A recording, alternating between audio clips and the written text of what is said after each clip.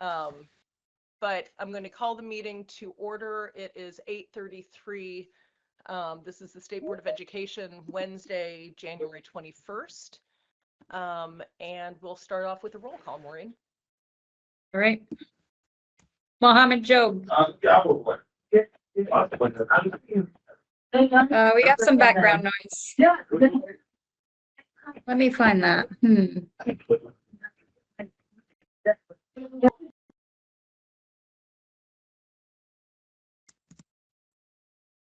I know Mohammed's here. I'm just going to call his name again. Mohammed Job.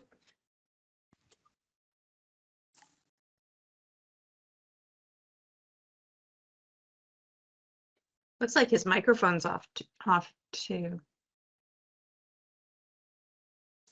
Mohammed, can you hear us? Maybe, Mohammed, can you give a thumbs up? Mohammed, can you hear us? No.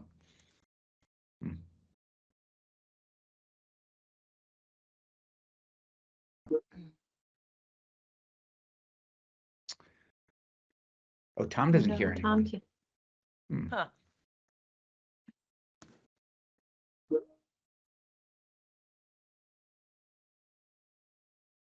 Should we start again? Yeah, let's. Mohammed looks like he's unmuted. Yeah, I am here and ready.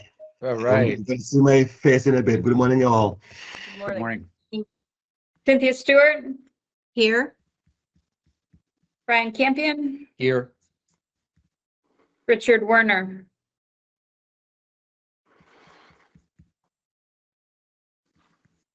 You want to test your mic, Richard? No? Is it better now? Yep. Okay. Thank you. Tammy Kolbe. Good morning. Caleb Greenwood. Here. Tom Lovett. It's like you're on mute, Tom. Tom says he can't hear anyone. Suzanne, you want to chat him and tell him to like leave and come back? Maybe. I don't know what else to do. Yes. Thank you. Brianna Marsh. Here. Secretary Saunders. Here. Good morning. And Chair Samuelson. Here, good morning. I have one agenda amendment. I heard this morning from Katie Ballard that she's unable to join us this morning. So we're going to have her join us in February. And then I've also heard Zoe's going to scoot her presentation up. And I think we're also going to shift the WIDA language proficiency standards up as well. So we'll just kind of see how the agenda is playing out. But just to give everyone a heads up, we'll do the Special Education Advisory Panel in February. Are there any other amendments to the agenda?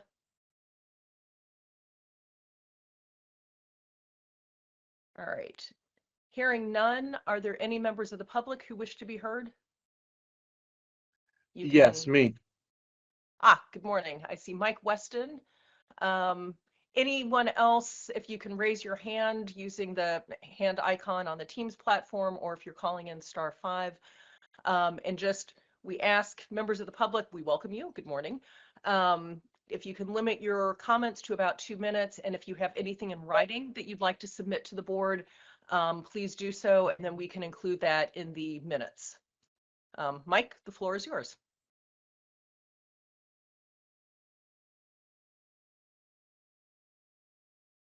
I think I'm unmuted now. Sorry, I took a bit. Hi, I'm Mike Weston. I'm the principal at Mount Mansfield High School in Jericho. I've been the principal here for 14 years. I'm here to comment on the proposed graduation requirements, and I'll do my best to limit it to 2 minutes. I could talk for a while. I've read the 1231 report. I've watched most of your meetings where you talk about them. I went to the November symposium. Erin Davis came to MMU in December, and we chatted with her. And what I've seen in these meetings and what I've read in your minutes is I haven't seen the mention that there are a lot of concerns in the field about it.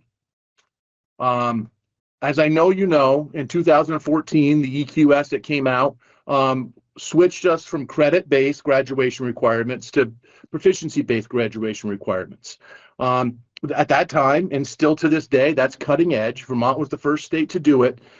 This decision, as many of you probably know, was supported by a lot of research. And I was the principal here back then, and it felt soft and a little bit less relevant and not rigorous. But it was the system that was imposed upon us for the class of 2020. So at my school, what we did then is we started having conversations about the difference between proficiency and passing, about what it meant for a class, for a content area, be it literacy, math, whatever, to be proficient after you've walked across the stage. It forced us to redesign units, projects, assessments, change everything we did. And it led to better graduates. I'm going to be honest, like I said, when it came out in 2014, I didn't think it was, but it led to better graduates. We've had 5 years with proficiency-based graduation requirements. They started with the class of 2020. And I know measurements are based on tests, and tests aren't the best in the world. But in the past 5 years, MMU's been the #1 ranked high school 4 times. And I think a lot of that is because of the work we did by proficiency-based graduation requirements. We're forced to do by the change the state made. I understand the U.S. Department of Ed and everybody thinks we should have more standardized graduation requirements. My question to you, to AOE, to Zoe, to Erin, was why can't we work on standardizing the proficiency-based ones? Why do we have to return to credits? When you look at the definition of credits from the report, it's a credit is the skills and knowledge typically covered in a year-long course. I know we're trying to say it's not seat time, but when we look at the definition, we're returning to seat time. And I don't think that prepares graduates for where they're going. I also understand the AOE was asked to make a tremendous lift by Act 73, a super short timeline. But I really think they should have talked to more of us in the field. And it's a quaint old saying, but I believe the baby in the bathwater is being tossed out right now. A long time ago, my mom said to me, Mike, never complain if you don't have a solution or want to help. And I'm offering to do whatever I can to help. And I know that we can bend what we do here to the new standards. And I think things at MMU will continue to be good. But I worry about everyone else. I think we're on the edge of having a great system. And I think this is turning us backwards. I appreciate all you do for everyone in Vermont. Thanks. And I hope all the tech stuff works out for you. Thank you, Mike. I will say we have our Student Performance Standards Committee / it's the newest iteration of what used to be the Education Quality Standards Rule Series 2000. And I know that they will be turning their attention to graduation requirements. And Tammy, not that we were responding directly to public comment, but if you want to just lay out what you anticipate Hi, Mike. doing. Hi, Mike. So in public comment, we don't engage. So this isn't, I'm not going to engage in discussion with you here, but I will say, and this will be part of our update on the standards committee in a few more minutes, is we will be taking up the graduation standards and the recommendations made by the agency. However, we will be going through a thorough process of reviewing those and considering input from the field. And Mike, you are now at the top of my list, and I'm sure the rest of our committee's list to come in and testify. So please rest assured that we will have a very open process where we engage with the field in both considering the agency's recommendations, but also thinking through how that aligns with other statute around proficiency-based grading, our proficiency-based system, and also sort of the existing EQS. So we have a lot of work to do, and we're going to lean heavily on our experts in the field who have experience in implementing all of these things. So, and what works for kids. So thank you for your comment. All right, thank you. Any other members of the public who wish to address the board? I'm not seeing anyone at the moment.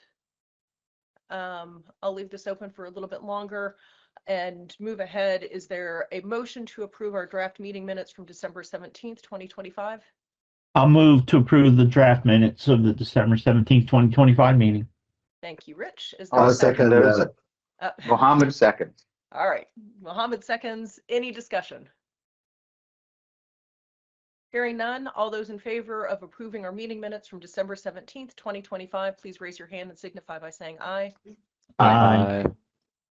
Any opposed, please raise your hand and signify by saying nay. Any abstentions? Bless you, Tammy. All right, we've approved the minutes. Just checking. Okay, we'll move on to board announcements. Are there any board announcements from other members of the board? I've got a couple. All right. So my board announcements, I've got a couple. One, I will say Tammy and I have been invited to testify, but it's really Tammy. Tammy and I have been invited to testify about the report that was generated and approved by the board on the framework that we have provided with regard to small by necessity and sparse by necessity. So we appeared before the House Education Committee last Friday. Tammy, of course, did a wonderful job sort of going through the memo and the slideshow and took questions from committee members. And I think they found that very, very helpful to help ground their work and give them a good place to start. We will have a similar presentation tomorrow before House Ways and Means. And we're also on the books to appear before Senate Ed next week on the same issue. And I just want to take the opportunity again to thank Tammy, Brian, and Cynthia for the work that the committee did to really do the work, and particularly looking at other states. I think it was a very, very helpful memo, and also, giving the rationale behind various considerations, I think has been really, really helpful. So thank you guys. And then the other thing that has kind of grown out of that is that Tammy and I now have a standing check-in with House Education. So as the board knows, the board monthly meetings are on the third Wednesday of the month. Tammy and I will be meeting with House Ed on the fourth Tuesday of the month during the legislative session, just to check in with what's going on from the board's perspective, hear what's going on from House Ed's perspective. And I had requested that we set these check-ins to occur after our monthly board meetings in case there are any issues that are coming up that House Ed would like testimony on. This will allow me to put something on the agenda for our monthly meetings. We can have a board discussion, and then I can report back to House Ed what the results of that discussion were. So we will be doing that during the legislative session. And this is the first time that we've been invited to do that, but I think it'll be really helpful just to keep those lines of communication open. Anything else? Sounds great. Thank you. If I might just add, the legislative committee, by whatever title that is meeting twice a month. And so has Jennifer, Brian, and myself on it. But I would also just invite other board members to sort of keep that meeting in your back of your calendar. If you have an issue or you want to listen in, that's a good time to sort of hear sort of real time the kinds of discussions that we're having and an update on sort of the things that are going on between sort of our regularly scheduled monthly meetings. So those are, remind me, the first and third Mondays of the month, correct? Yeah, Jennifer? and I'll be giving a committee update later. Yeah, but just in the context of that, for other board members, if you're curious about sort of what the conversations are, or if you have an issue you want to sort of raise that gets sort of talked about in some of these other kinds of interactions that Jennifer and I are having with the legislature, that's also an opportunity to check in. Thanks. All right.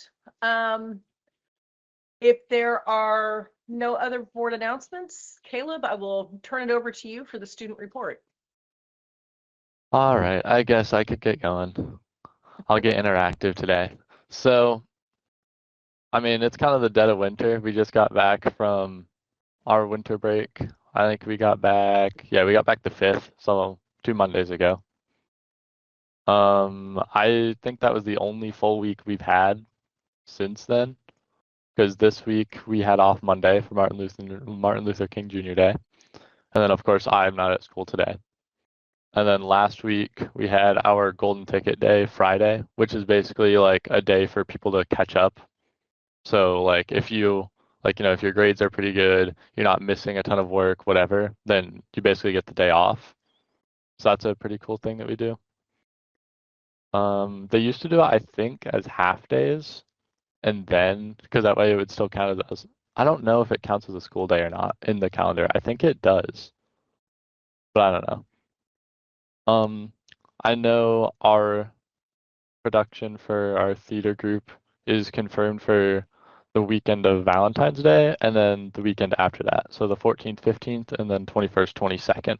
I think they're doing all 4 days. So we're excited for that. I know that sports are still going on. Honestly, I think as much as our school loves basketball, I think spring sports are where like our school's favorites are. We have a lot of participation in baseball, softball, and then our track team is pretty big considering the size of our school. I know that one year it was sitting around like 40 something people, and we only have around like 400 students.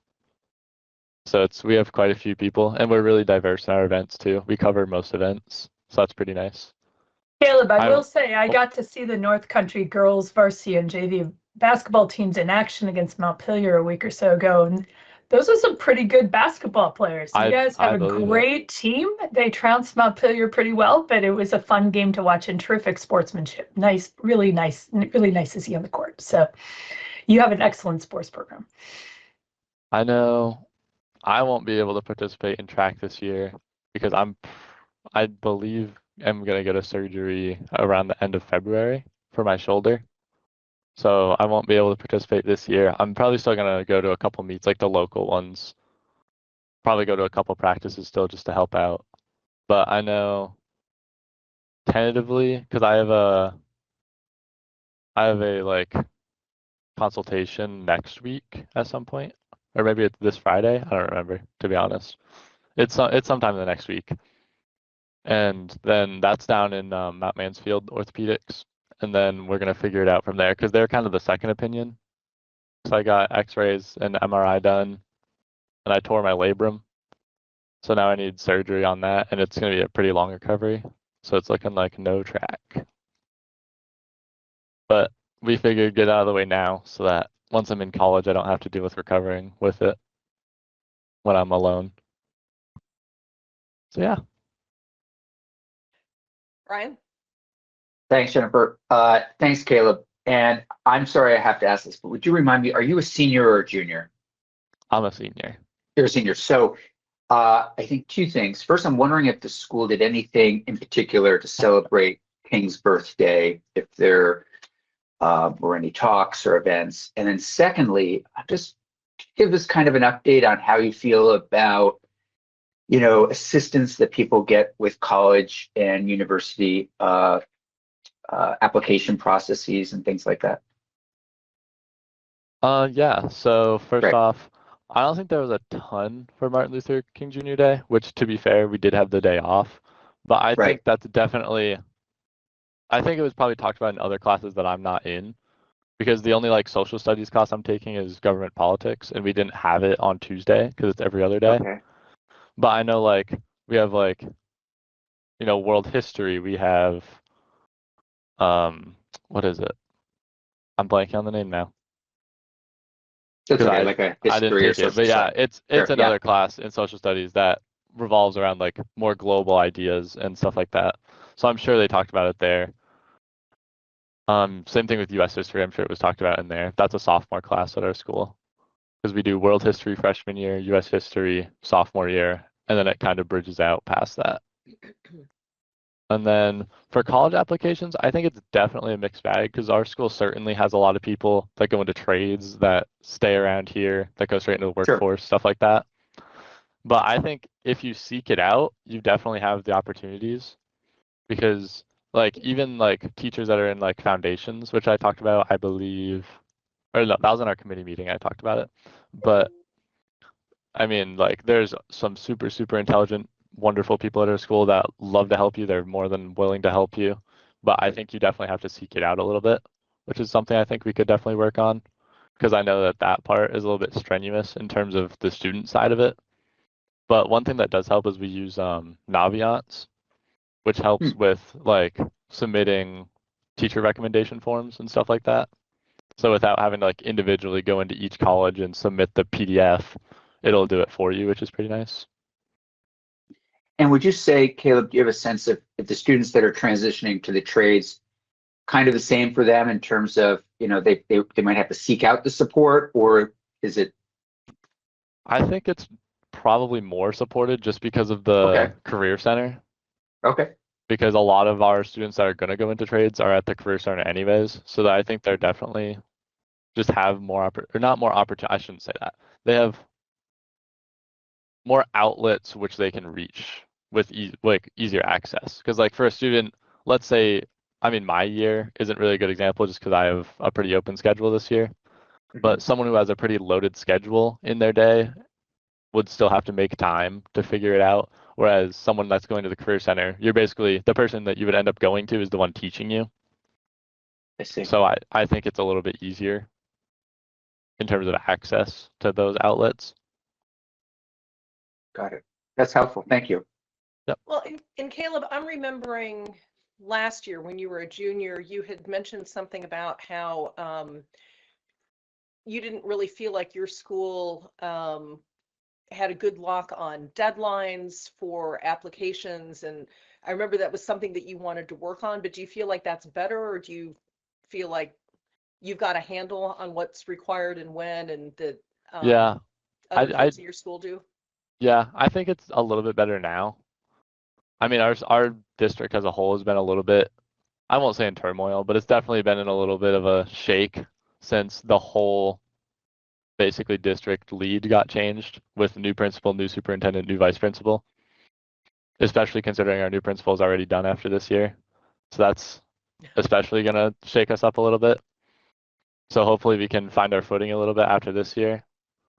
But I do think now that I'm a senior, I can like actually see the outlets compared to like as a junior, like they're being offered to me. So I actually like see them a little bit better.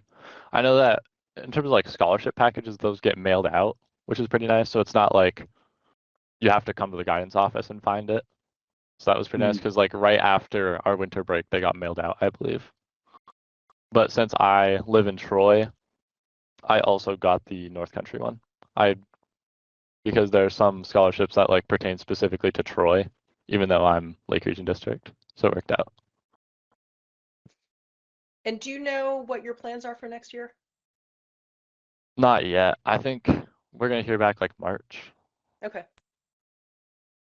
All right. Well, keep us posted. For sure. Any other comments or questions for Caleb? All right. Well, thank you. Brianna, I'll turn it over to you.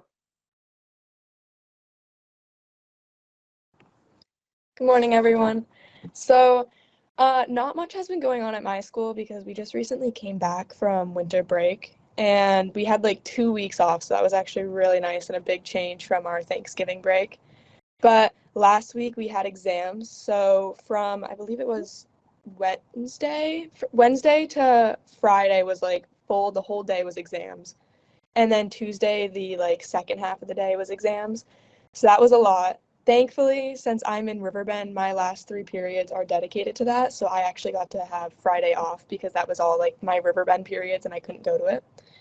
And then this week we're just kind of slowly going back into like our regular like way for school, and like people are now assigning homework again because last week we were kind of like weren't assigning anything because we were all studying. And then recently with like our sports and theater, for theater, Mary Poppins, like the cast has officially come out, so everyone knows who their role is going to be. And the practices have officially started. It actually started last week, and it's usually just twice a week, but it is for like 3 hours, so it's very long. And then our indoor track program has officially ended. That actually ended a while ago. For us, we don't get like a lot of people on indoor track. It's actually only like 6 people. So it's very small, and we only have like 5-ish meets, and I believe they're all on like Saturdays or Sundays, very early in the morning as well. And recently, our basketball has been doing really good, both boys and girls. Last year for us, our girls basketball almost won the championships, but we lost at the very end, which is really upsetting. So we'll see how we do this year. And boys is actually doing really good this year as well. And just a little bit is I'm also on like student council. So like recently we've been talking about Winter Carnival, and we're just trying to figure out a theme for that because it's going to be coming up soon. I think we're leaning more towards Rio, but I'm not sure. They're going to vote on it today. And then along with that, I am also in the prom committee. So we've been talking a lot about prom and just what our theme's going to be for that, which I believe it's Starry Night. We just actually figured that out yesterday. And now we're just trying to focus on like where we're going to get the decorations for it. And we've already picked a spot. We're actually doing it at Dartmouth Skiway. But yeah. So, and I'm remembering you're doing backstage for your play, correct? Yes, I am. So like actually since I'm backstage, last time I did spotlight for it, but since I'm backstage, I don't actually have to go for like another week or two because like a lot of it right now is just like them sitting together and like reading the lines and making sure that they know it. So then like when it actually comes to time to like trying to like perform it a little bit, then I have to start going. And are you playing a sport, or is this sort of this is what you're doing for the winter? Yeah, so I manage both basketball teams. So for home games, we like make these like runouts. So it's basically like a frame and then like we do like paper over it. So like when it's time for them to like come onto the court, like they run through the paper. It's just something to gotta get like the kids' spirit out. So for that, I paint usually every single one. So they have something to run out for. And then sometimes I even help a little bit with like their like scheduling sometimes every here and there. But yeah, and then also on top of that, I'm just doing theater. I used to do basketball, but can't do it anymore. Sounds like you've got a full schedule. Brian? Thanks, Jennifer. So Brianna, it sounds to me, so much of what you're doing is, let me say this, it seems like you're really, really interested. Like I wouldn't be surprised if someday you ended up either managing a theater company or doing something like, I mean, there's a lot of kind of theater and management stuff there. Is that something you're really interested in? Actually, I'm thinking about going somewhere in the medical field. I'm not really sure. Really? That's so interesting. Yeah. Yeah. This is just That's more great. like Yeah. I'm bored Yeah. during the winter. Okay. All right. I mean, those skills, I mean, are transferable, and I think it's great. That's really great. And then I guess I'm curious also, did your school do anything in particular for Martin Luther King Day? So actually, for me personally, like with the classes that I take, not at all, honestly. Like I felt like it wasn't even talked about because like I was talking to one of my friends and I was like, wait, hold on, why do we even have Monday off? And they're like, it's Martin Luther King Day. And I was like, oh my goodness, like why did no one mention this? Which I mean, I only have one like social studies class. It's American government, and like actually last like Friday was like it was exams day. So like our Tuesday and like Monday was really our last day for those classes because it's the start of a new quarter for us because we just finished our semester. So like I'm assuming that we just didn't bring it up because it wasn't like close enough or something, but it wasn't brought up in my American government class. I'm not too sure about other classes because a lot of the kids from like first semester to second semester stay the same with their classes. So I'm assuming that it was probably brought up, but honestly, I did not hear anything about it. I asked only because even here in town, I don't know if it was the timing or what, but it too wasn't as prominent as it usually is in the community. So I was just curious if schools had, if it was the same in schools or if something different was happening. Thanks, Brianna. I really appreciate all of that. So, and I have a question for both Brianna and Caleb. So I have noticed that since the food guidelines have changed and we've now put a huge focus on protein and fat, I'm seeing it everywhere. So like I was on the road this weekend and every restaurant I went into, even Starbucks has protein focused items on their menu. And I'm curious because I know that school lunches are obviously tied in with the federal government and the federal guidelines. Are you seeing like a lot more emphasis on protein at school, or has that not trickled in yet?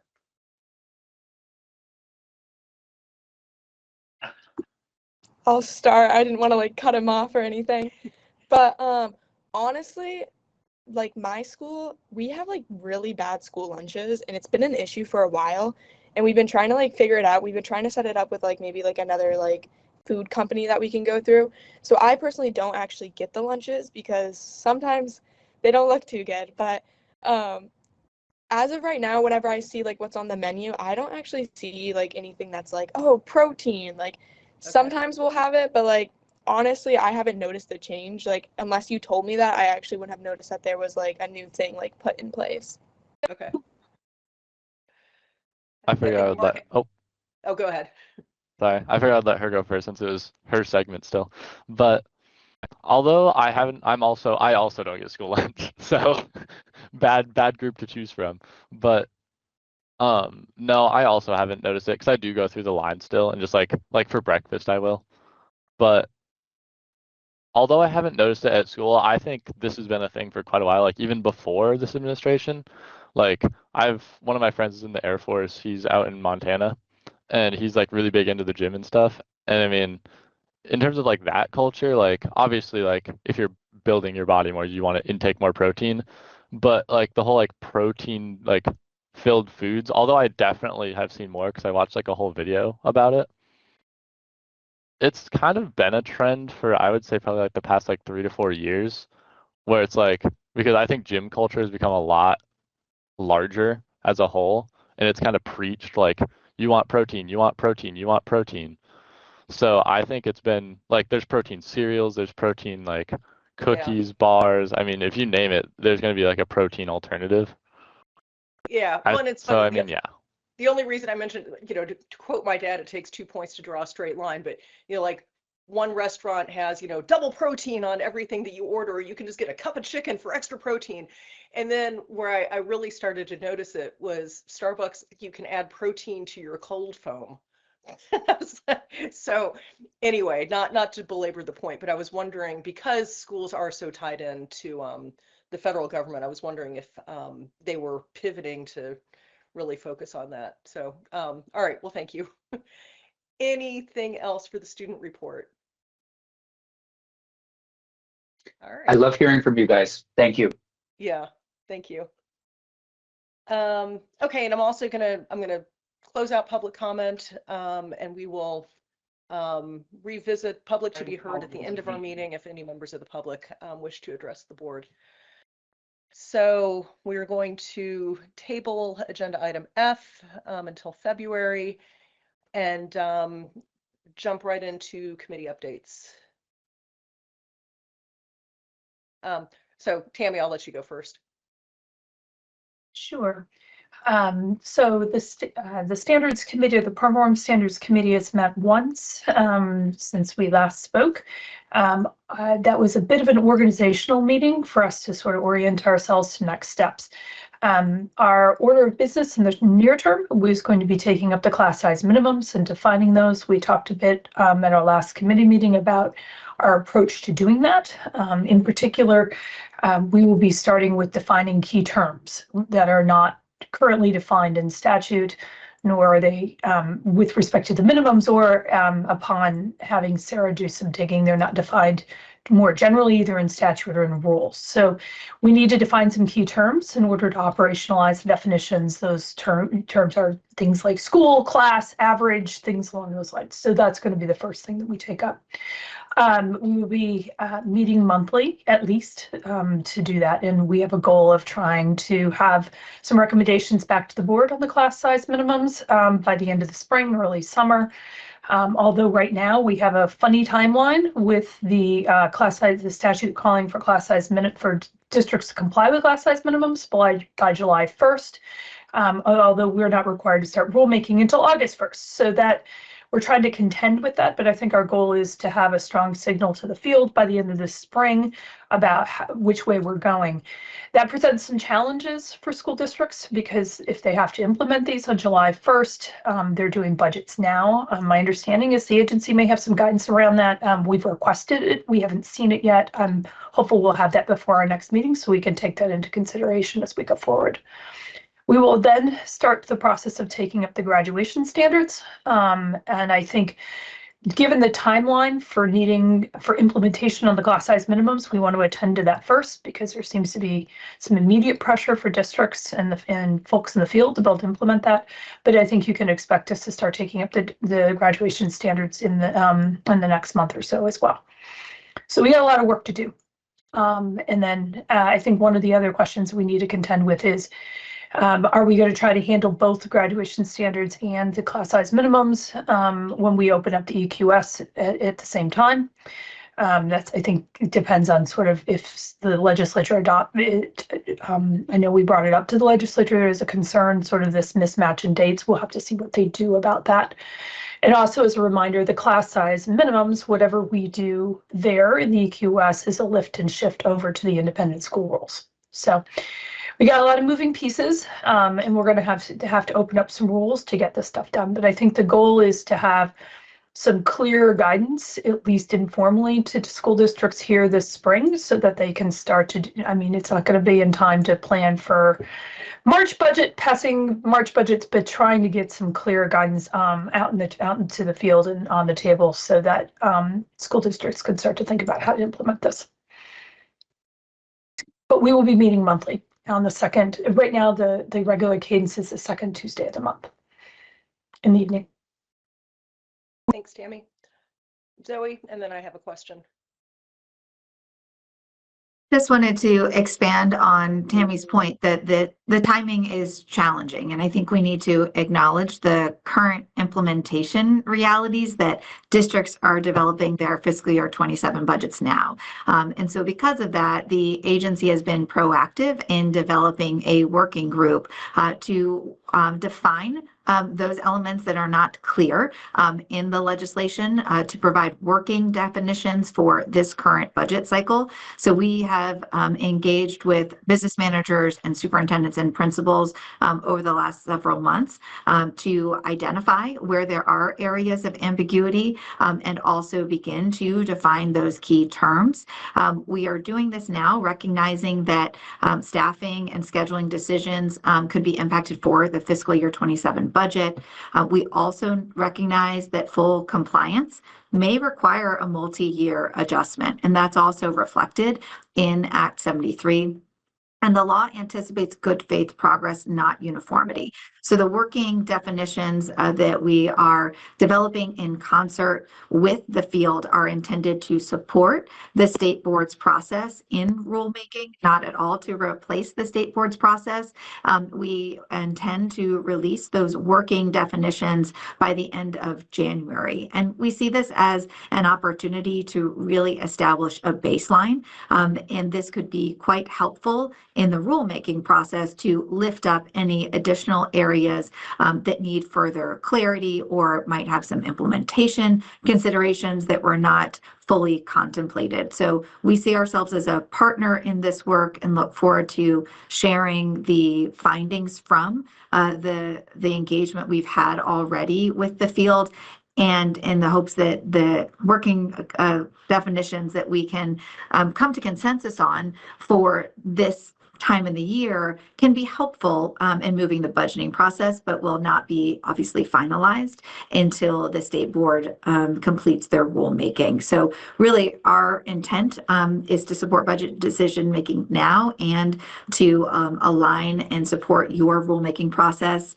We are also being very intentional about aligning our working definitions with current data collection processes to help streamline and support that work, and with an eye to the implementation considerations. And then, of course, allow us to, meet those obligations of providing the support within this budget cycle. So appreciate the work that the state board is doing. We will be sharing some additional recommendations that have been crafted with input from the field to guide your rulemaking process. Thanks, Zoe. Tammy, did you want to respond to that? Yeah, I mean, it sounds like there's been a process underway for several months. I think it might have been helpful to have a representative of the state board as a part of that process so that these two things stayed well aligned with one another. I think it's challenging for us to be receiving recommendations from the agency at the end of January when we're trying to do a rulemaking process that's considering the exact same things. So maybe next time we can all work on the same page and we can get the state board, members of the state board or the committee involved in your processes when you're doing this broader outreach and things along those lines. That way we can make sure that the two processes are well aligned with one another, as opposed to you doing a lot of work and then handing it off to us, and then we have to evaluate all that work and maybe even start over. So that would be helpful next time. Yeah, I did signal that this was work underway at the agency, and this was in response to an urgent request because of budgeting right now. And so we've been really clear with the field that this doesn't replace the state board rulemaking process, but part of our role as an agency is to be responsive to the field and engage our partners in developing some of these definitions so that it can inform our recommendation to the state board. So I wouldn't say it's out of process. I would acknowledge that we do have some implementation realities that are challenging given the timeline in Act 73. But continue to be a willing and ready partner in this work, and really appreciate you all taking this on because it is very impactful to decisions now and also in the future for budgeting for districts. So thank you so much for your focus and work on this. So, and I just wanted to point out with regard, Tammy mentioned, and you're right, the class size minimums that are contemplated in Act 73, it is Section 8A that directs the State Board of Ed to initiate rulemaking to amend the education quality standards on or before August 1st, 2026. And then Section 8B, what is it? Section 8A 2 has a similar deadline of August 1st, 2026 for the State Board of Ed to initiate rulemaking to amend 2200 to also incorporate these class size minimums. So the lift and shift that Tammy referred to is going to be a similar process to what we did with the Act 1 requirements that the State Board of Ed implemented. And so we sort of considered it in EQS, and then there was a lift and shift that occurred with 2200 that was then, the language wasn't necessarily verbatim through because there was, recognition that independent school structures are different. And so there was, some of the language was adjusted so that the substantive requirements were the same, but it did recognize the fact that independent schools are under a slightly different governance structure. And, the rules were written to account for that. So just wanted to put that out there. I do need to reconvene the 2200 committee. I've spoken with Tom, and I think Tom is willing to chair it again. So that is on my list of things to do in the coming weeks. Tom, was that also anything that you wanted to talk to, or did you have a different comment? Just a question for Zoe, seeing as how the work is pretty well underway and that people are making decisions based on these will make based on these working definitions. I wonder if you consulted independent schools in your outreach to the field and got their input in the process. I'll have to check on the membership of the working group, but just give me a moment and I'll reference that back. Thanks. Any other comments or questions for Tammy, Student Performance Standards Committee? All right, so the Legislative Review Committee, I'll give the update on that. So this is a new-ish committee. There have been prior iterations of this committee, but this is a newish committee, at least since I've been on the board. So the Legislative Review Committee is Tammy, Brian, and me. As a general rule, we are meeting the first and third Mondays of the month during the legislative session. We did not meet the first Monday of January just because timing with the holidays. So we had our first meeting this past Monday. We invited Representative Conlon from the House Education Committee. He's the chair. He came in and just it was more of a discussion there, just to kind of to allow the committee to understand, what's going on in the Legislative Assembly, and where he sort of thinks things are going, how the State Board of Ed can support that work. And so we had a good conversation with him, and his report was that his committee has spent the first 2 weeks of the legislative session determining where they are in terms of meeting the goals and timelines of Act 73 and deciding what happens next. As he said, the first 2 weeks have really been a lot of listening, but he said, sooner rather than later, they're going to have to pivot to doing, which he acknowledged was going to be, we all know the legislature has some really hard decisions to make, and it's nice to listen. It's harder to do, but they are sort of getting ready to make that pivot and, really start having those conversations.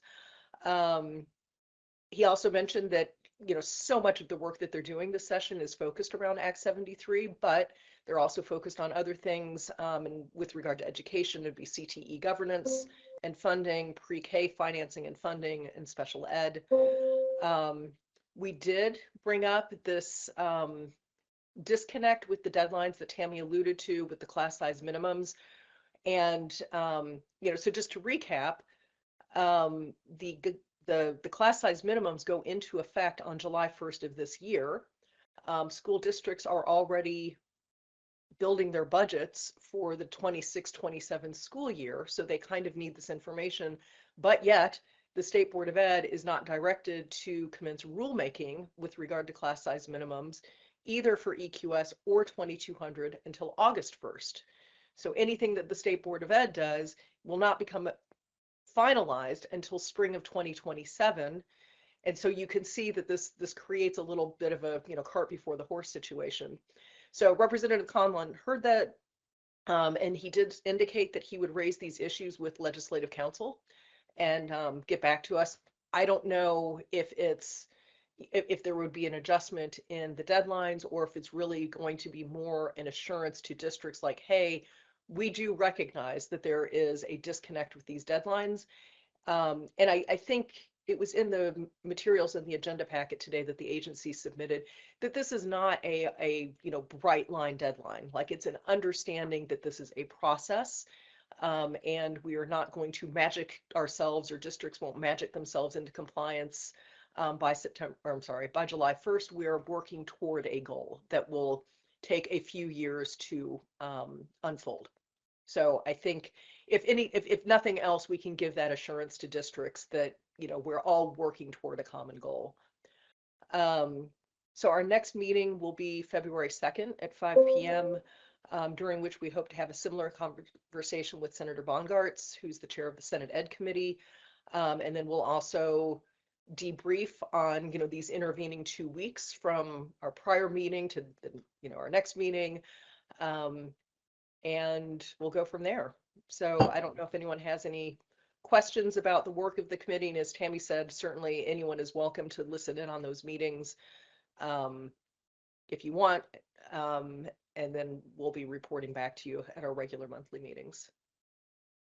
Mohammed? Thank you, Chair Samuelson, and I echo all you had said to say.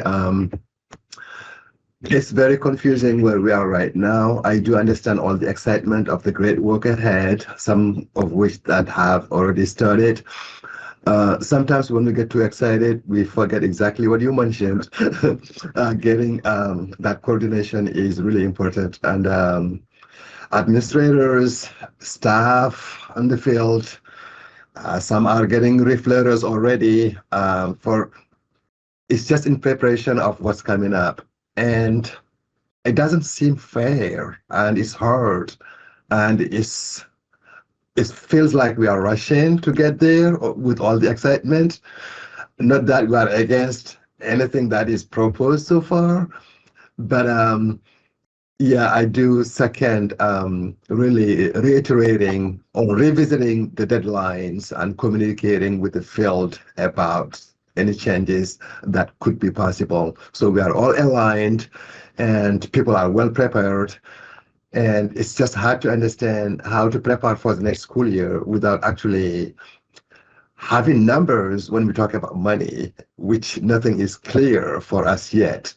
It's super hard. So I just wanted to add that ingredient on it. And thank you for all you do. Sure. And Mohammed, are you like how is this affecting the work that you do? I'm just curious. A lot. I've been already laying people off since last year. Last year, I lost 2 ML teachers. How did that happen? Because we heard there was not going to be Title III funds, and it didn't come until later. It's just create some tensions and confusion in the field. And this year, so far, each of our departments has at least 3 people to riff. Wow. Okay. Just because of uncertainties. Yeah. And that's not fair to us. And it's hard to be an administrator in this season without having all the information or all the pieces of the puzzle. And then staff end up taking it personal. Oh, you just chose me. Why not so and so? There are so many factors around this. I think we need to revisit what we have in place and really reshare some promising communication to all and really setting up the stage for the work to be completed before it is actually implemented, because some voices are still needed to be heard around this work. Students, families, all stakeholders. Thank you for that question. Yeah. Thank you. And that really does provide a concrete example of what I think school districts are experiencing, which, you know, there's no 2 ways around it. I mean, it's just really, really challenging. I'm sure you don't even feel like you're on stable ground, so it's hard to, you know, try to create a budget because there are too many moving pieces and nothing is certain at this point. All right. Well, if there are no other questions with regard to committee updates, I will turn it over to Zoe for the secretary's report. Hey, good morning, everyone. I will share my screen to run through a few updates for the month of January. Just confirming you can see my screen. Okay. Yes. Great. So I'll start by providing an update on our strategic planning process. The steering committees will be organized around the 5 strategic pillars of our strategic plan, and those committees will begin their work at the end of this month. We are launching that process. We'll bring together all of those representatives of the steering committee to walk through the goals of the process and lay out our strategy over the next several months.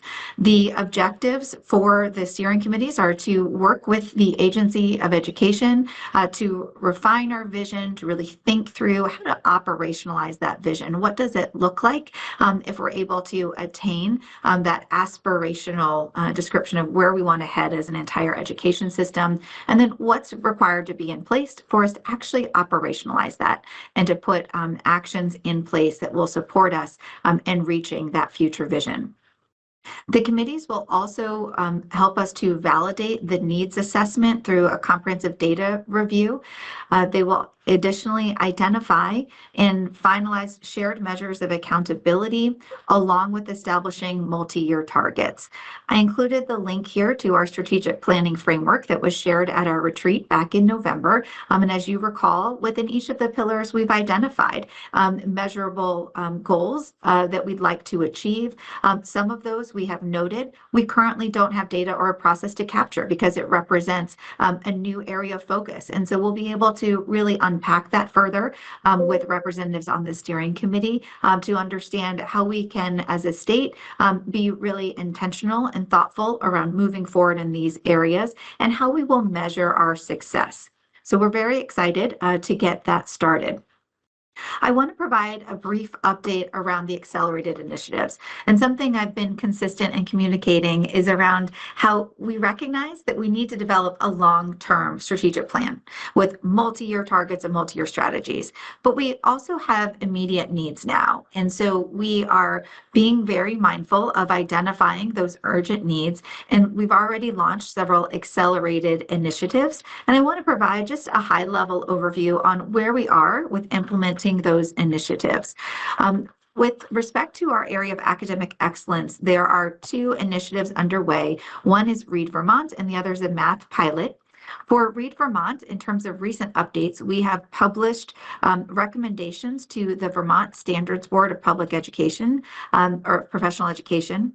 And those recommendations are related to our charge from Act 139. And they include revising the teaching and leadership standards to ensure that we are defining and adopting awareness level literacy expectations. So all educators understand how students learn to read. Also within these recommendations include a recommendation for literacy-focused licensure exam and walk through our plan to revise our ROPA review process. I will share the full report with the state board for your background and context, and moving forward, we'll be engaging in further discussion with the Vermont Standards Boards to really review these recommendations discreetly and make charge for a path forward.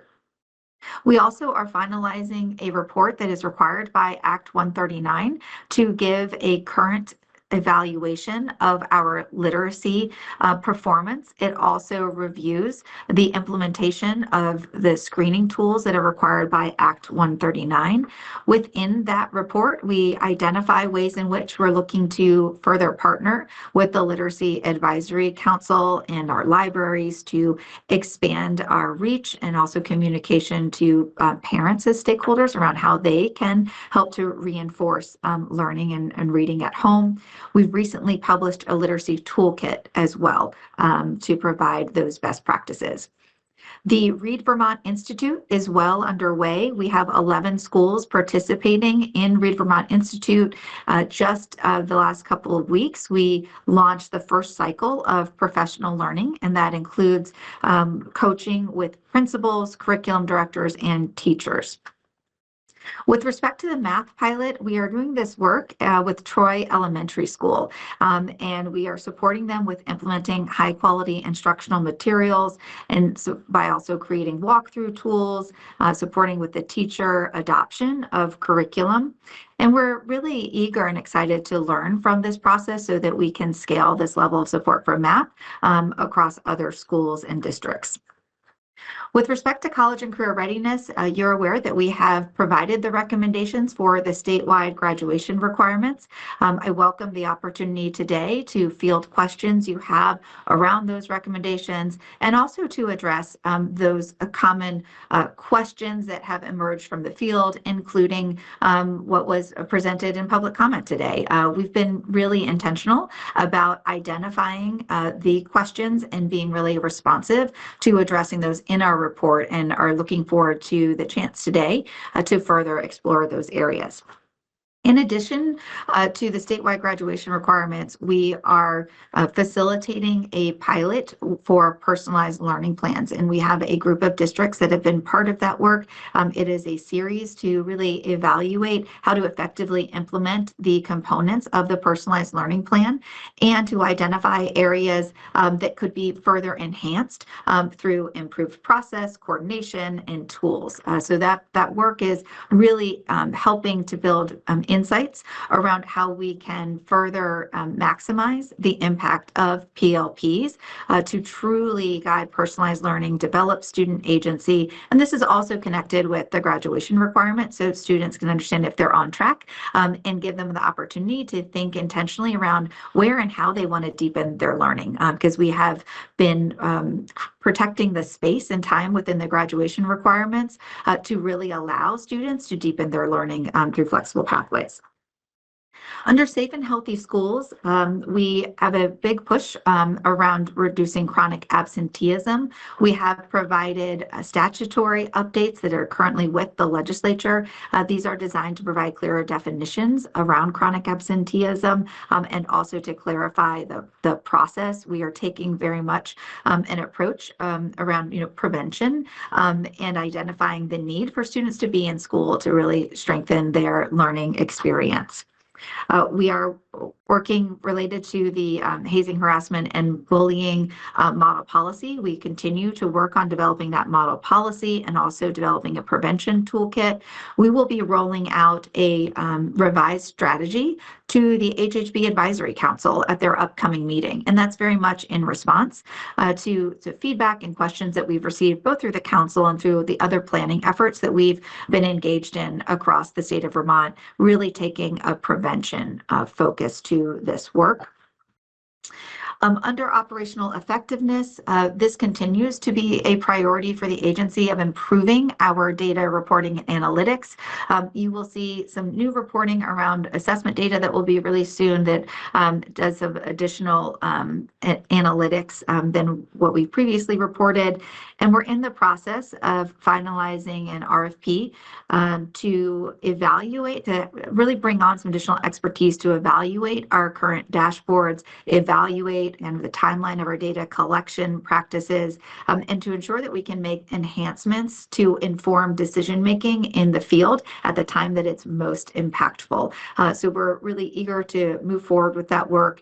We started to engage the field in identifying the most critical data points along with the analytical questions that are most needed to triangulate to support them in the field. And we'll be continuing to engage our principals and data managers and business managers and educators in that work because we want to make sure that the enhancements we build in are really supportive of school improvement planning and decision-making at different levels of our system.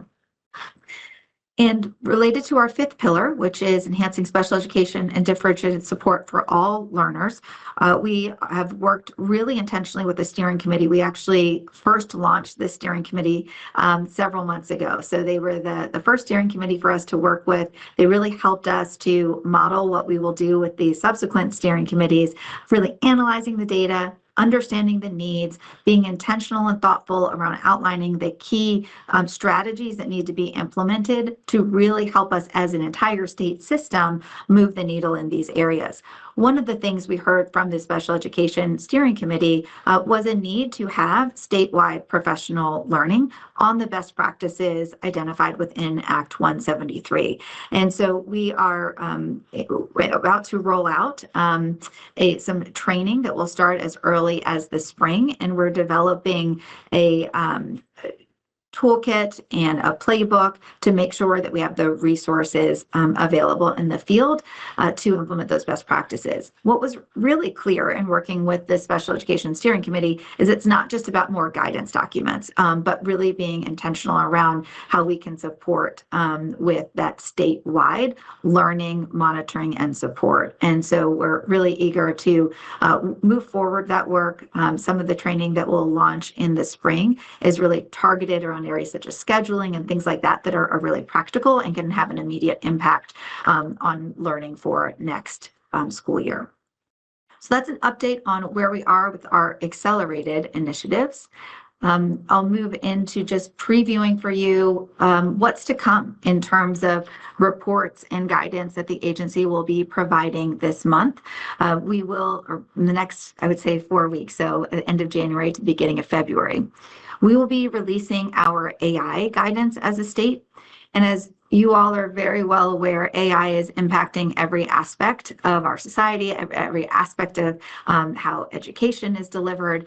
And we have an opportunity in Vermont to take a very human-centered approach, which is intentional about not replacing relationships, but leveraging AI to strengthen relationships.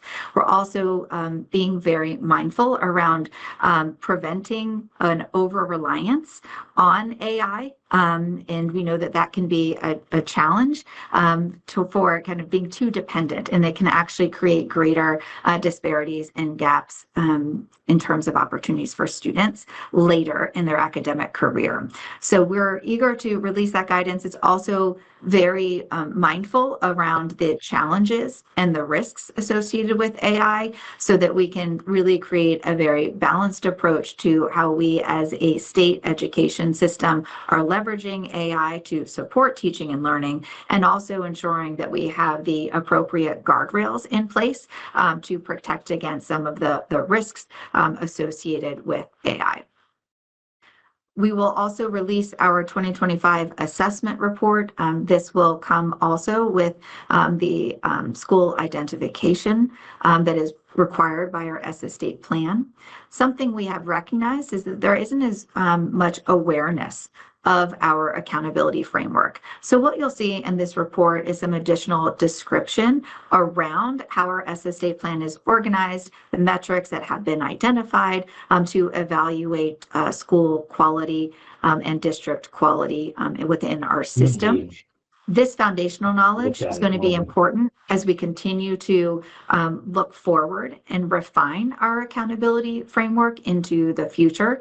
So we're really looking forward to releasing that and doing some additional training around the current framework and what is included in our ESSA state plan, along with some amendments that have been made over the last year and a half to strengthen our plan. We will be releasing soon the District and Education Quality Standard Self-Assessment. As you know, we were implementing a beta test, and the districts have completed the self-assessment for the standards that we have identified as high leverage, both with the district quality standards and the education quality standards. And this report is really intended to be a baseline in understanding current state to support us with future planning and how as an agency we can differentiate our support. Lastly, we will be releasing a budget book. The budget book is intended to not just share the agency's budget, but to demonstrate how that is supportive of our strategic priorities as an agency and helping us to advance the critical work and the statewide priorities around education. Within the budget book, we would like to link to the state board's annual report or invite you to provide a letter around some of the state board priorities, just to have that clear coherence as we're publishing that as a critical vehicle to demonstrate the priorities of the agency and how we're funding those priorities. So with that, I will stop sharing to see if you have any specific questions around the work underway.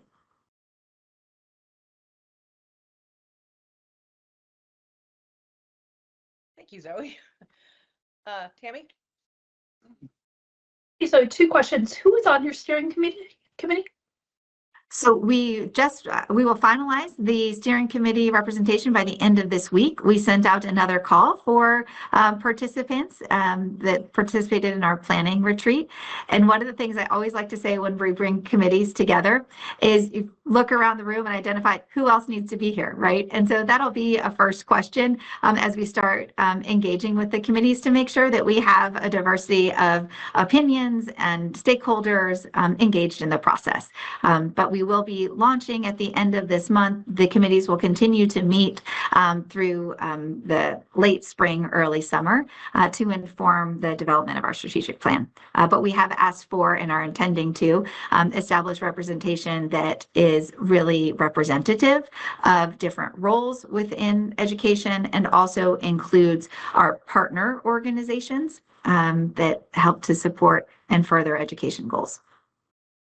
A follow-up question. I just want to talk about EdFlex for a minute and how that intersects with your plans sort of around ESSA and some of these other strategic initiatives, right? So the EdFlex the EdFlex application, approved application on file with the feds, says that the State Board of Education will be responsible for adopting, amending, and repealing education rules and procedures, which falls under Title 16, Chapter 3, 164, which is our purview.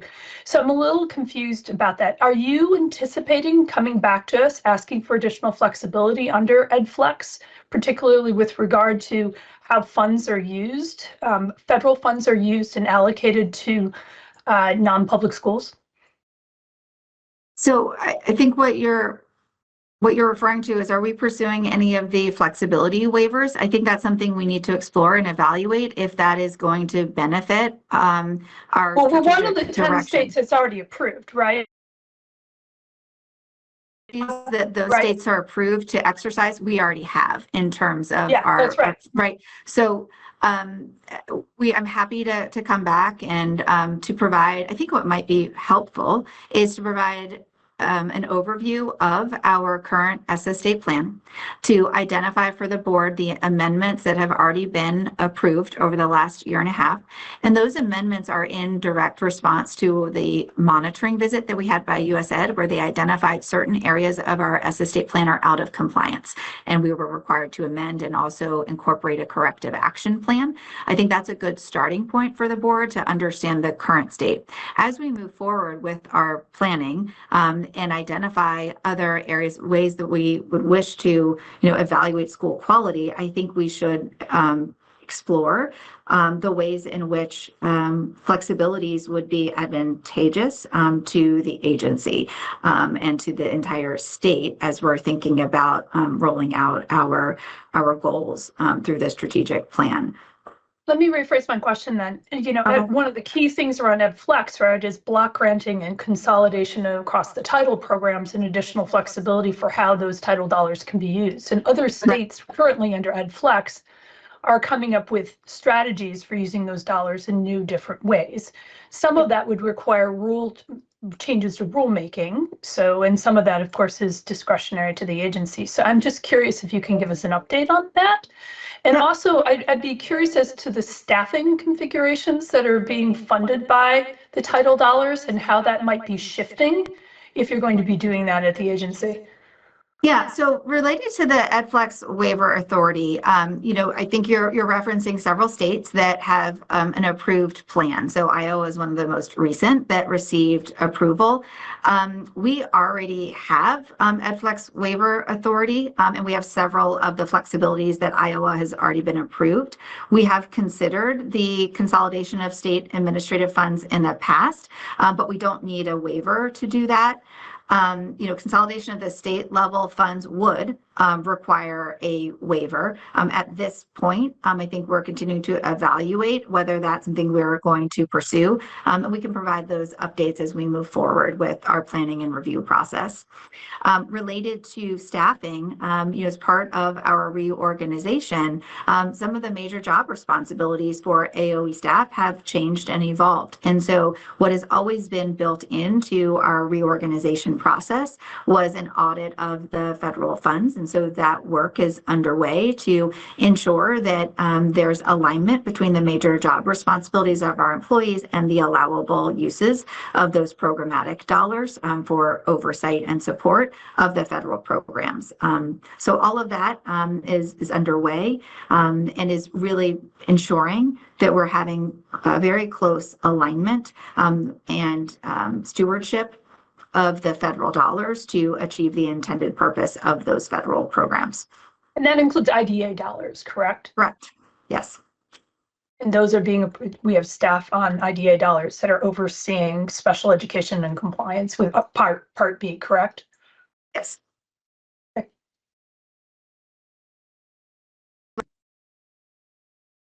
Brian? Thanks, Secretary Saunders. Thanks so much. Really appreciate it. First of all, I appreciate the way you're approaching everything. There's so much noise in education. I used to talk about this a lot, and I feel as though you and your agency are very focused, and I particularly appreciate the focus on literacy, having worked on that when I was in the state Senate. I think my only question has to do with mental health services, and you mentioned a little bit around hazing, harassment, bullying. I know there's been talk for a long time about the intersection between your agency and other agencies around, addressing mental health issues in the schools. Can you just say a little bit more about where things are, if, collaborating with other agencies, working to address some of the things that teachers are seeing in the classroom? Absolutely. we created the Safe and Healthy School Division within the Agency of Education to That's ensure right. that we Okay. had the appropriate level of support to address the conditions that are going to make a school a welcoming environment, supportive of student learning, recognizing that involves understanding kind of the wraparound support that is provided. So the move towards creating safe and healthy schools is able to bring together those agency experts that support our most vulnerable students into one team so that they can have tighter collaboration. We do have a formalized process of how we coordinate with our sister agencies to identify the type of wraparound support that may be needed, and also to be clear around roles and responsibilities when in some cases it's not within the agency's jurisdiction, but we are aware of a challenge, or we're working with the superintendent to help connect them with the appropriate level of resources and services for that child. I met recently with the new commissioner of health to really talk also about the areas of intersection of our work, talking about school nursing, and also we had a good conversation around special education and providing the array of services that are needed, particularly with our students with autism, which we've identified within our special education report. And so I would say that's just a couple examples of the way in that recent weeks that we've been engaged in partnership with our agencies that coordinate with us on supporting mental health needs of students.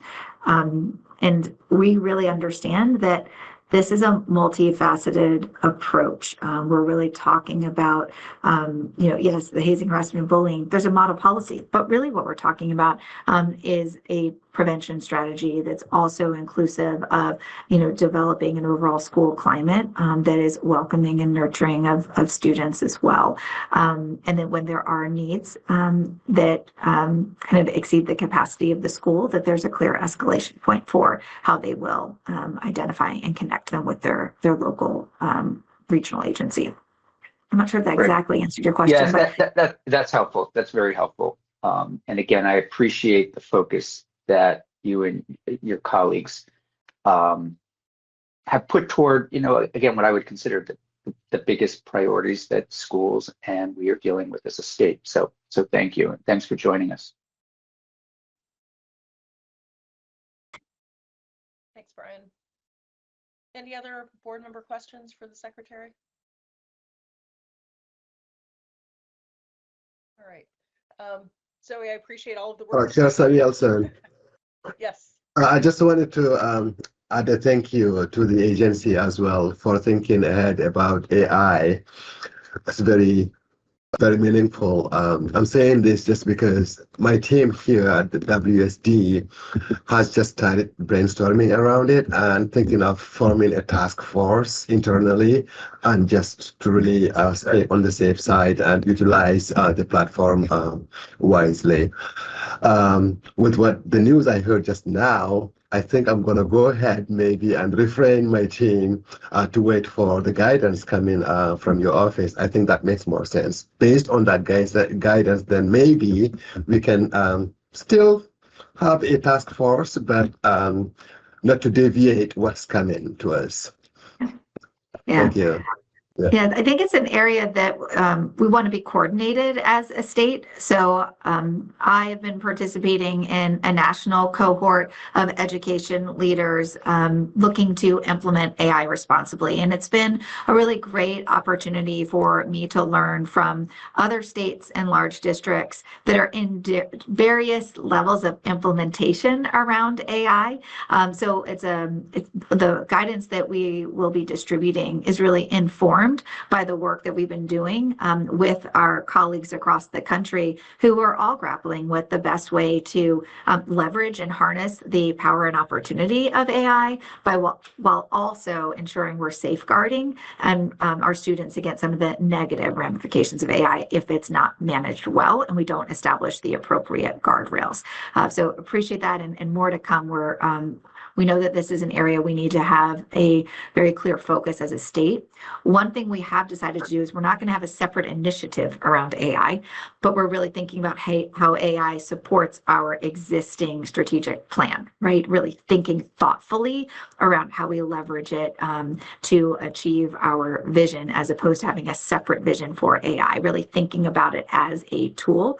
And as a tool, it will also come with some really clear parameters around how to use that tool, and thinking very concretely around data privacy and things of that nature that are really important for our schools, for our teachers, and for our students.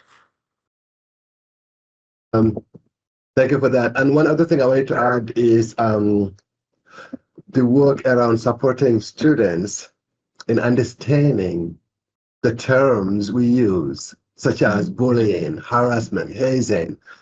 I know the high-level work is being done at the top level. Being on the field, I really want to see more education to the students around those terms, what they mean. If you go on the field, you hear students sometimes even, you have to really pay attention, and sometimes they are really say, oh, I was just joking about it. He's bullying me.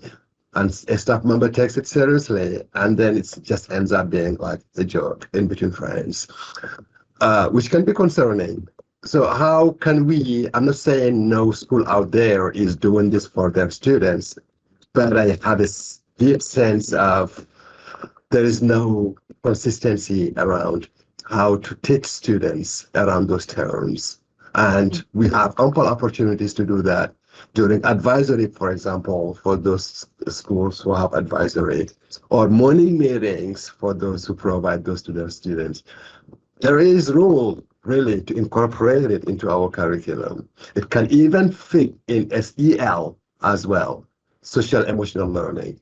So I'm just saying we have room to do it, but how can we make it consistent so students are taught about this in the first place, which is already a great prevention around dealing with investigating about these terms when they happen. Yeah. Thank you.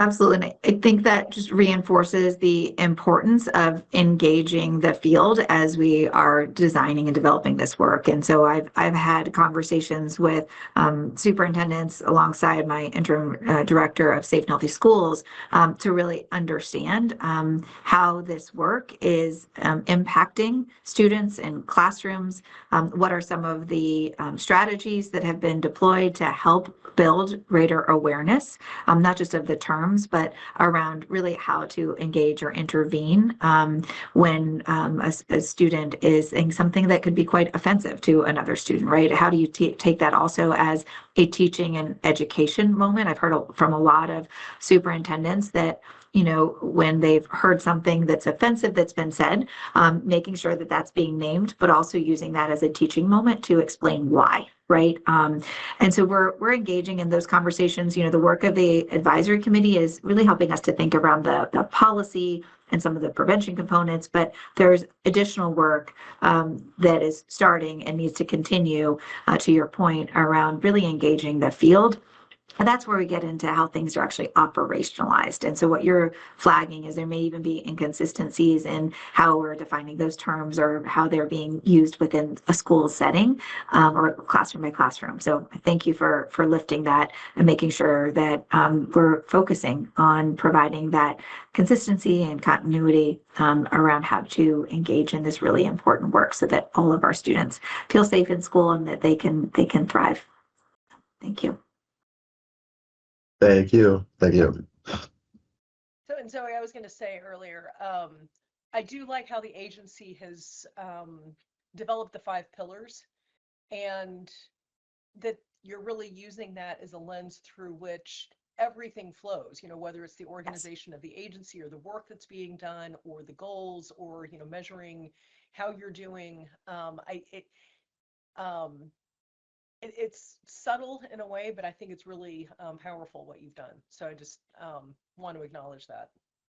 Thank you. We're being very thoughtful and intentional about being aligned and strategic with our work, so that we're clear on our priorities and that we're investing our time, energy, and resources to supporting the field in these areas that have been identified as most critical to moving the needle and supporting our students and teachers.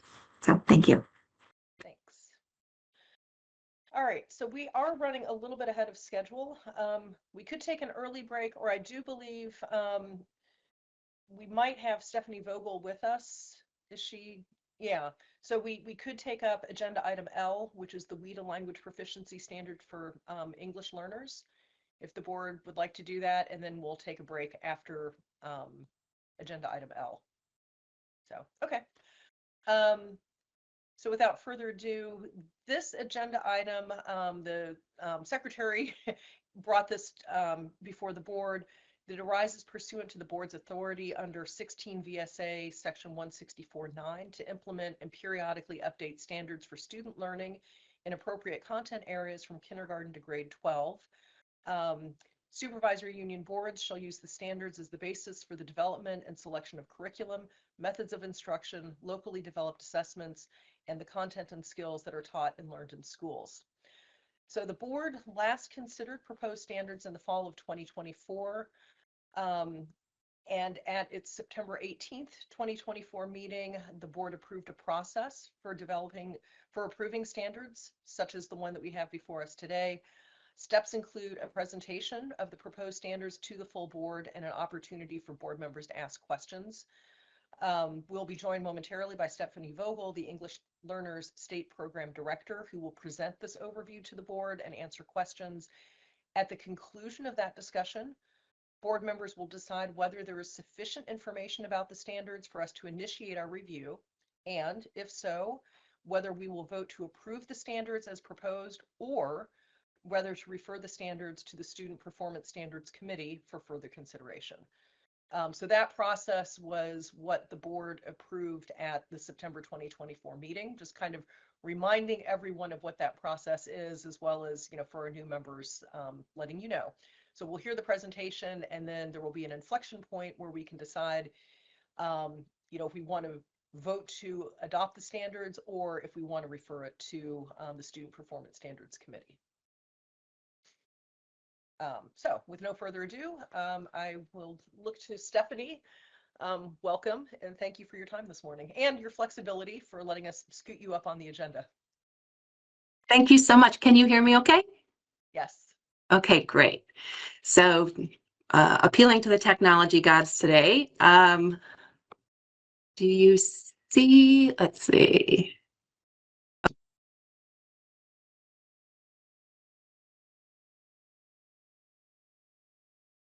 Are you able to see my slides? Loading. It's loading. Yep. Now we can see them. Okay. Yes. Okay, great. All right. As Ms. Samuelson said, I am coming from the Agency of Education. I'm in the functional priority area of academics in the Curriculum and Instruction Division, and I am the Multilingual English Learner Programs Director. In addition, I bring the lens of differentiated instruction.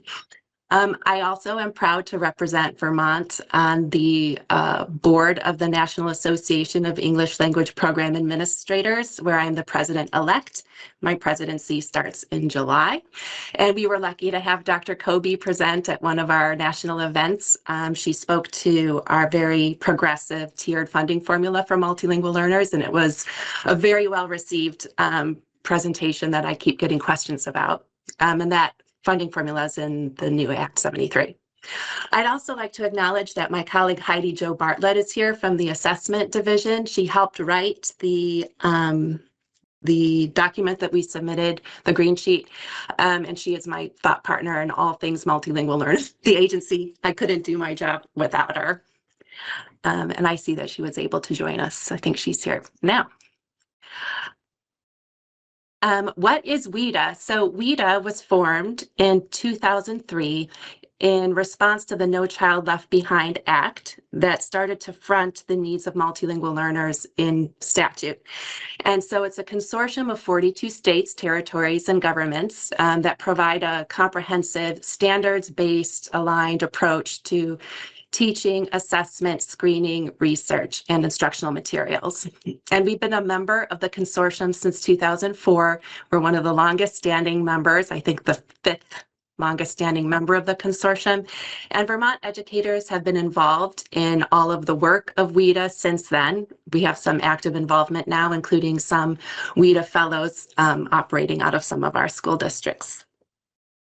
And Heidi Jo and I also have positions on some of the subcommittees at WIDA, including research, national policy, and assessment design. So the English Language Development Standards Framework that I'm pitching here has 4 components, and these are the 4 components that interact with each other in order to help develop English language proficiency. And I think most interesting about the WIDA standards is that they are fully aligned with other content standards that you have already enacted. So they're language for social and instructional purposes, language for English language arts, language for mathematics, language for science, and language for social studies. So there's full alignment across the curriculum for English language development in an academic way. The key language uses are a genre-based approach. So it looked at all of those content areas and determined that these are the 4 ways in which English language is used in those content areas. And then there are language expectations. It's a little hard to read this document, but if you can see that there are examples of language that can be used to meet each of the standards that are lined above. So there's a grade level standard. And then this is language for English language arts. And then they have some English language proficiency items and then language examples that could be employed in lesson planning, for example. And then they have proficiency level descriptors that determine the English language proficiency level of students. And this is the proficiency level descriptors that define kind of the funding formula that we have in Act 73.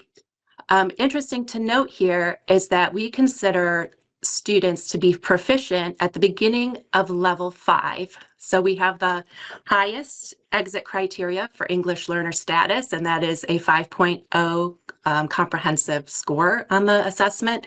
And so that means level 5 and level 6 are considered beyond fluent, so more than meeting proficiency. So there is a way to use these standards to address students who have never been identified as multilingual learners. So it's an interesting way of looking at the need for English language proficiency, not only for identified English learners, but for all students in the system. So why am I bringing this to you now? Why are we bringing this to you now? The requirement to have approved and adopted English language proficiency standards have been a requirement since No Child Left Behind in 2001. So we have been out of compliance since then. We have been operating with these standards as our de facto standards as we are assessing against them. So the most recent articulation of the requirement is in ESSA in 2015, and you can read there the actual language of the statute. In addition, we are undergoing federal peer review of our assessment system, and there are critical elements that we're required to provide evidence for, and there are 2 critical elements related to English language proficiency standards, and we're required to provide evidence that we have formally adopted these standards as part of the assessment peer review. I know Heidi Jo has spent some time looking into the peer review now, and this year the assessment is fully aligned with the 2020 standards. They had been embedded field testing over the last several years, and so we're going to be required to go through another peer review process for the latest iteration of this assessment. So this is a really key time and to formally adopt in order to show critical element 1.1 that says the state has formally adopted K-12 ELP standards for all English learners in public schools. But that's the compliance reason. But I think now is a really exciting time to think about other reasons to adopt English language proficiency standards. And I like to think of this roots and wings framing of our statewide vision.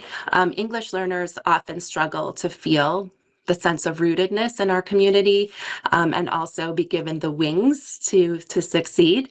And I think embedding and integrating English learners into the system formally is one way of showing them that they are rooted in our community and can have this experience of developing roots and wings. And that can be shown through our strategic pillars, but I think it's best heard from the perspective of a student. So I'd like your permission to show a video. And here we are with the technology. Here's hoping this works. And of course, that's fine.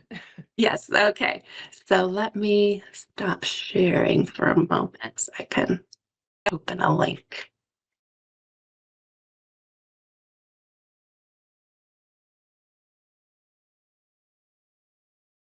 Are you still seeing the PowerPoint? We are, it says the new boy, and then there's the screen below it is blank. Okay, I'm going to open an additional link here.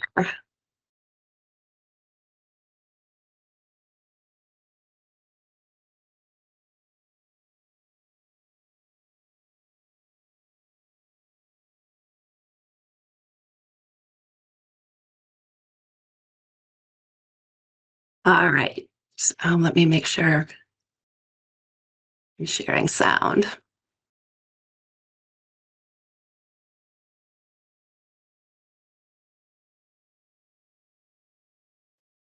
All right, here goes.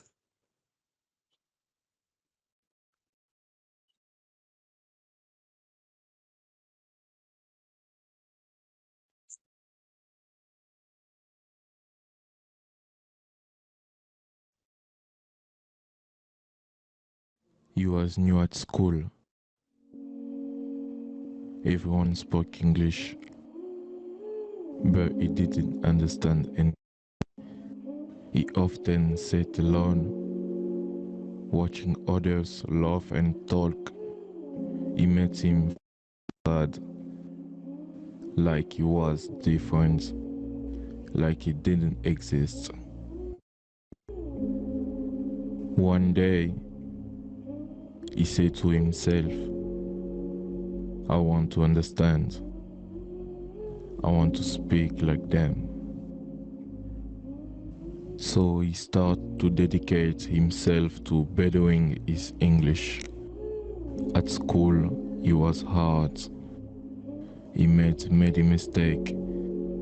Sometimes he felt ashamed, but he kept going.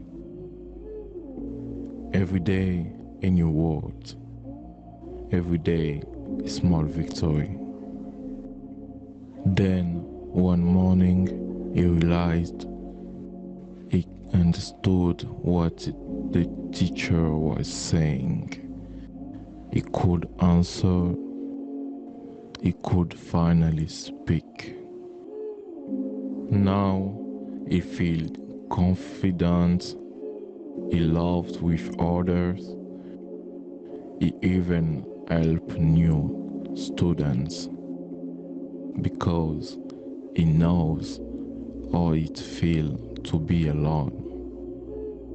Thank you for listening to this story. This was the story of Ode Madiem, the story of a student who didn't understand this new language, English. This story reminds us that no matter where we come from or what language we speak, with passion and courage, everything can change. Never give up.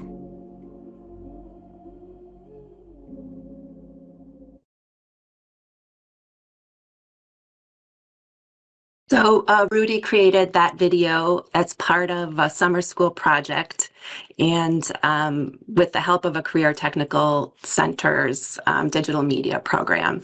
I find that very impactful, and it helps explain the importance of English language learner programming in all of our schools.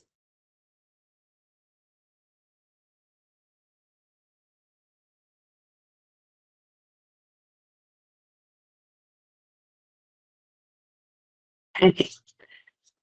To the PowerPoint.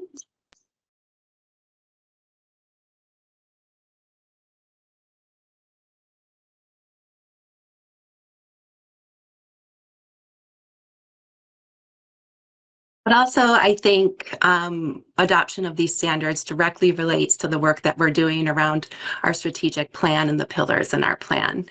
For academics, having English language development standards creates a clarity of purpose and a coherence. And integrated English language development can benefit all students.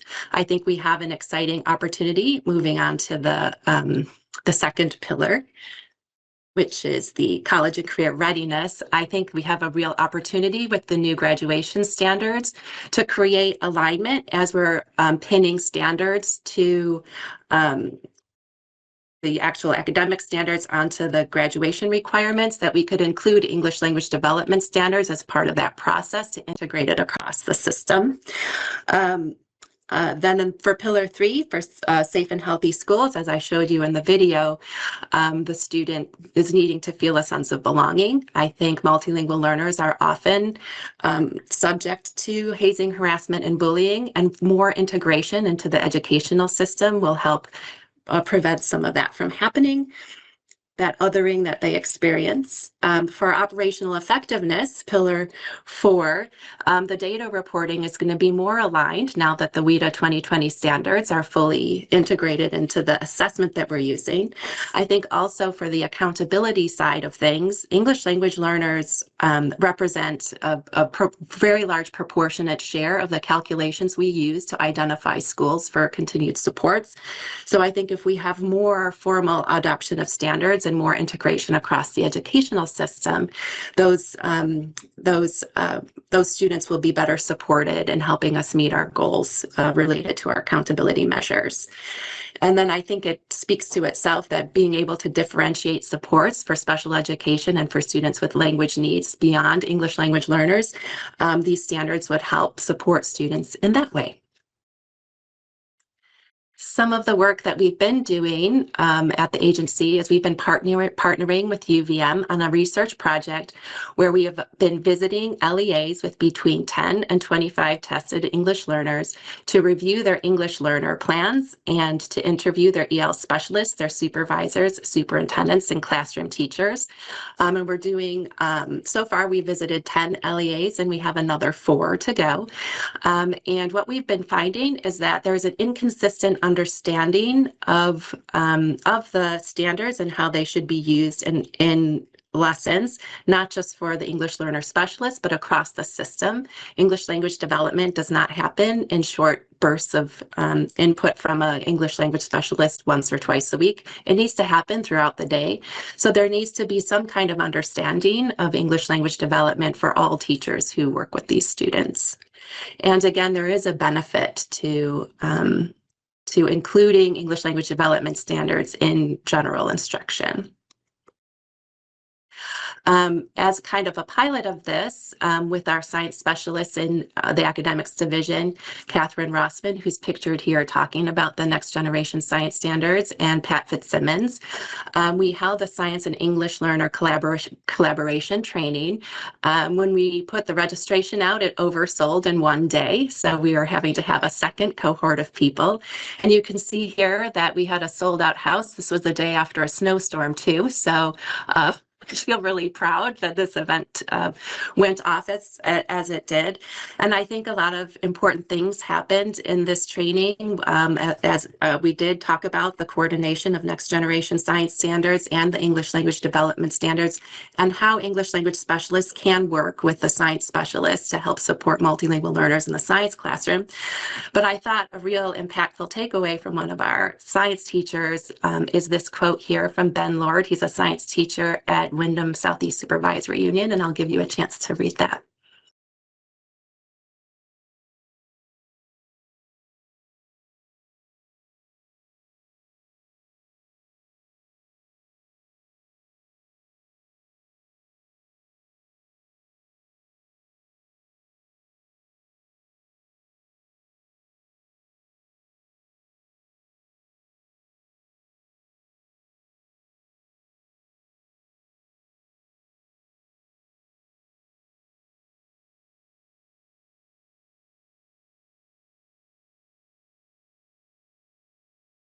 And I think that's a pretty nice place to end. I've expanded on all of this in the green sheet that I submitted with this proposal. So I'm happy to answer any questions you have in the meantime. Stephanie, thank you. I do have a question. You had mentioned with the peer review and critical element 1.1, and I'm just curious, when is, I mean, I know this is an ongoing review, but when is this proof of compliance required? Hey, Joe, take it away. We're obviously, as you said, it's cyclical, so we're in the process of a never-ending round of these. We have to submit the next one. So right now we're in a testing session, so we have to submit it next year about this time. So before next testing session, we'll start. Thank you. Mm-hmm. Yes, we've written that we've de facto adopted these standards because this is what we're tested against, but without a formal adoption, they could come back and ding us again and say, well, you haven't really though, have you?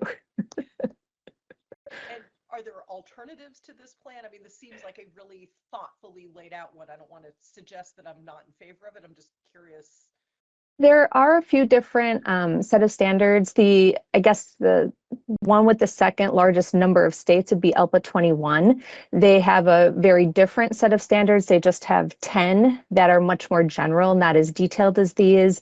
California and Texas have their own as well, but I'm not as familiar with how those standards are set up in their assessment systems, just that they're different than the WIDA ones.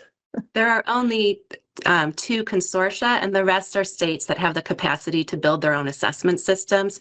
So really, from Vermont's perspective, we only have WIDA or ELPA 21 to choose from. Heidi Jo, we're fortunate to have her because she has worked with both assessment systems. She comes from a state that used ELPA 21, so she can speak to the difference between the ELPA 21 standards and the WIDA standards. I think there's only 6 states that use the ELPA 21 as their set of standards. And then I said California and Texas have separate ones. And then starting next year, New York has adopted the WIDA set of assessments for their assessment system. So New York is transitioning from their independent one to being part of the WIDA consortium as well. If anybody wants exact numbers, I can get those for you. Other board member questions? Hey, I want to say thank you to Stephanie and Heidi, working very closely to you. I trust all you provide, and I'm very appreciative of what you do. I have a few questions, maybe. Looking at the WIDA proficiency level descriptors makes me think of other state assessments, such as VTCAP. For a meaningful data, a less confusing data to educators, especially those who are not ELL or ML trained, to scaffold the learning, you need some tangible data to inform instruction, right? So how come ELL students are taking all other standardized assessment per se, but not the other way around? Yes, it is an inequity in the way that the federal guidelines are designed, and that EL students are required to take an annual English language proficiency assessment, and no other students are required to take it, but English learners are required to take all the other statewide assessments. So the testing season for an EL student goes on for months. Which is okay. Yeah. Which is okay, but still, just to get that tangible data so everyone understand it. I wish in my dream world, I would created a rubric that cross-check all the standards, make one that could inform any educator, whether you are ELL or not ELL, to understand where a student stands. For you as an educator, teacher, to scaffold or inform instruction from there on to really support the learners. Without that, it's really complicated. It's really hard. Yes, it's a big challenge for general classroom teachers to have the understanding and the expertise of how a student who is not fully proficient in English is able to access the curriculum and what they are able to show with the language they have in an English language classroom. So some states, like I think the full embedding of language aims into our statewide graduation requirements and the standards that we're using would be a place where we could start microdosing professional learning around how to serve multilingual learners to help them meet our graduation standards. I have the fortune of being able to work with the team that's going to talk about the accessibility of our graduation standards for all students. And I know that out of that will come, I'm sure, quite a lot of professional learning around that. And I think one of the areas that we could focus on is exactly what you're talking about, how to make classrooms understanding more about what English language proficiency, how it affects your ability to show ability in science and math and English and social studies. Thank you. The second and last, so I give other room to comment or ask question, is I'm not gonna lie, I get frustrated when I think of students that are monitored. For those, to put in context, an ELL student who is monitored is an ELL student who has successfully passed the WIDA test. Then they are monitored for the next or the following 2 years. So when I think of what it entails to monitor a student, it becomes complicated because these monitored students are not accounted for when it comes to funding purposes. In Act 73, they are. Say again? In the new Act 73, the funding formula that I was speaking about earlier that Dr. Kolbe presented at NALPA, there is funding for monitored students included in the new funding formula. And there's an additional weight for students who are experiencing significantly interrupted education as well. So SLIFE students, there is a weight for SLIFE students as well in the new funding formula. I've never heard anyone. I'm glad I asked. Thank you so much. Yes. Yeah, that's very much needed because it requires a lot of work to actually in practice monitor a student. Thank you so much. I'm going to add just a little bit as well. These WIDA standards really focus on academic language. Yes, there is one set of the standards that focus on social and emotional learning, but the other four rather really do focus on the academic language. And as I think anybody that has experience with education, as we all do, learning how to speak an academic English is very different than learning how to speak, classroom, in the lunchroom and with your friends. And so bringing these academic language standards to the forefront really helps all of our students if teachers get their eyes on these and realize what are some of the focus points that I can concentrate on in increasing that academic vocabulary and sentence structures that we really want all of our students to have to be able to be successful in the academic world. Yeah, and further to that, the assessment assesses 4 domains: reading, writing, listening, and speaking. And with our focus on literacy and disciplinary literacy across the disciplines, these standards are really where we could focus that attention so that teachers really understand that all of them are teachers of English and literacy, and that those standards are kind of the bridge between content area standards and the fact that they are teaching language. It's kind of a nice alignment there between those two things. Thank you, boss. I think we have 2 hands up. You have Kolbe and Tom. Kolbe, Tammy is first. Hey, Stephanie. Hey, Eddie. Thanks Hi. for the presentation. It's nice to see you guys. One question I have for you is, so we have the new standards that we're going to put in place. Can you talk to me a little bit about what the data infrastructure at AOE sort of is going to look like with respect to those standards? Because I know one of the issues that's come up is actually being able to implement the formula and being able to track kids against sort of where they are on these standards.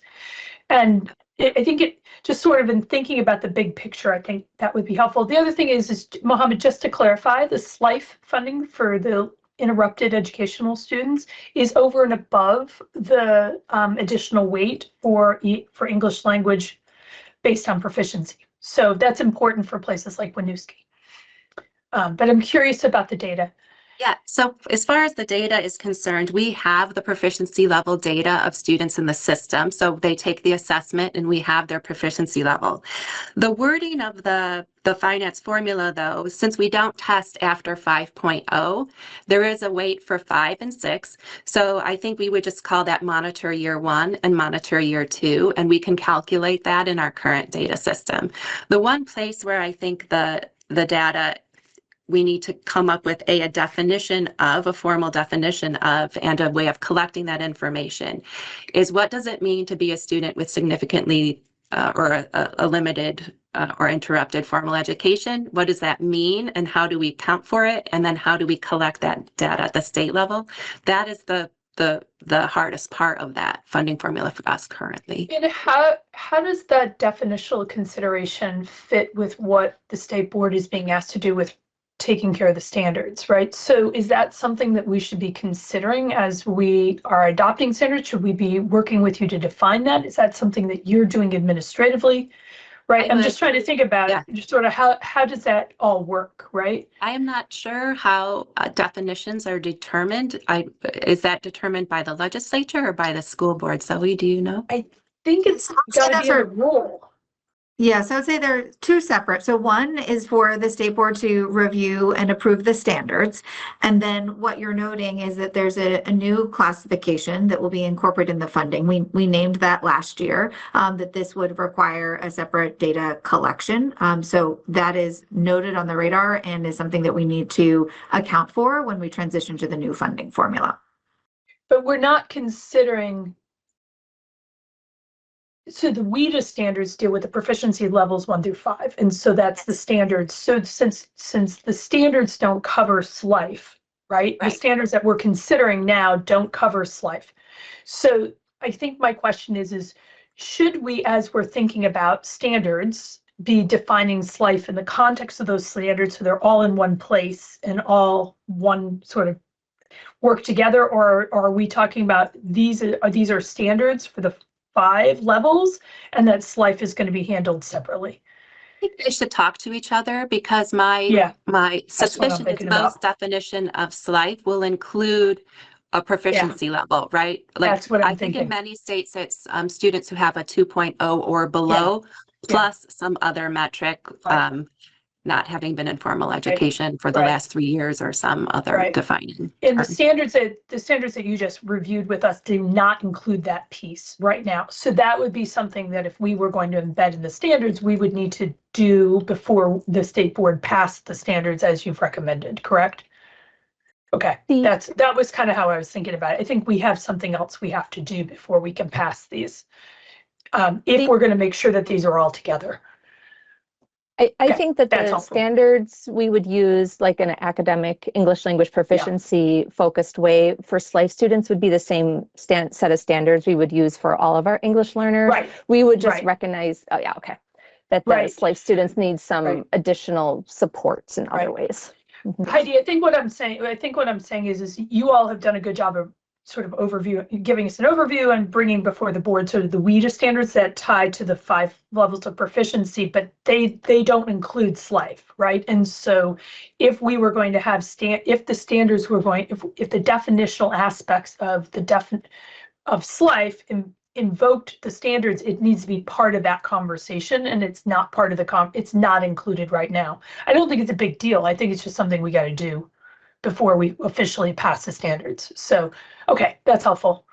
Can I ask a clarifying question on that? Because I think this is definitely a piece that we need to contemplate with regard to the funding formula. So what I'm hearing though is clarity around who would be defined as SLIFE, right? It's like really the definition for SLIFE and that eligibility criteria that's going to be important for the funding formula. Well, and that was my question to Stephanie. Zoe, I think there's the funding formula, but to the extent that we are talking about SLIFE meeting certain proficiency standards, right? Like what is, right? Like we have sort of the interrupted nature of it, but you also have the language proficiency piece of it, right? And that has to be clearly defined And my question is that, should that be part of the standards, right?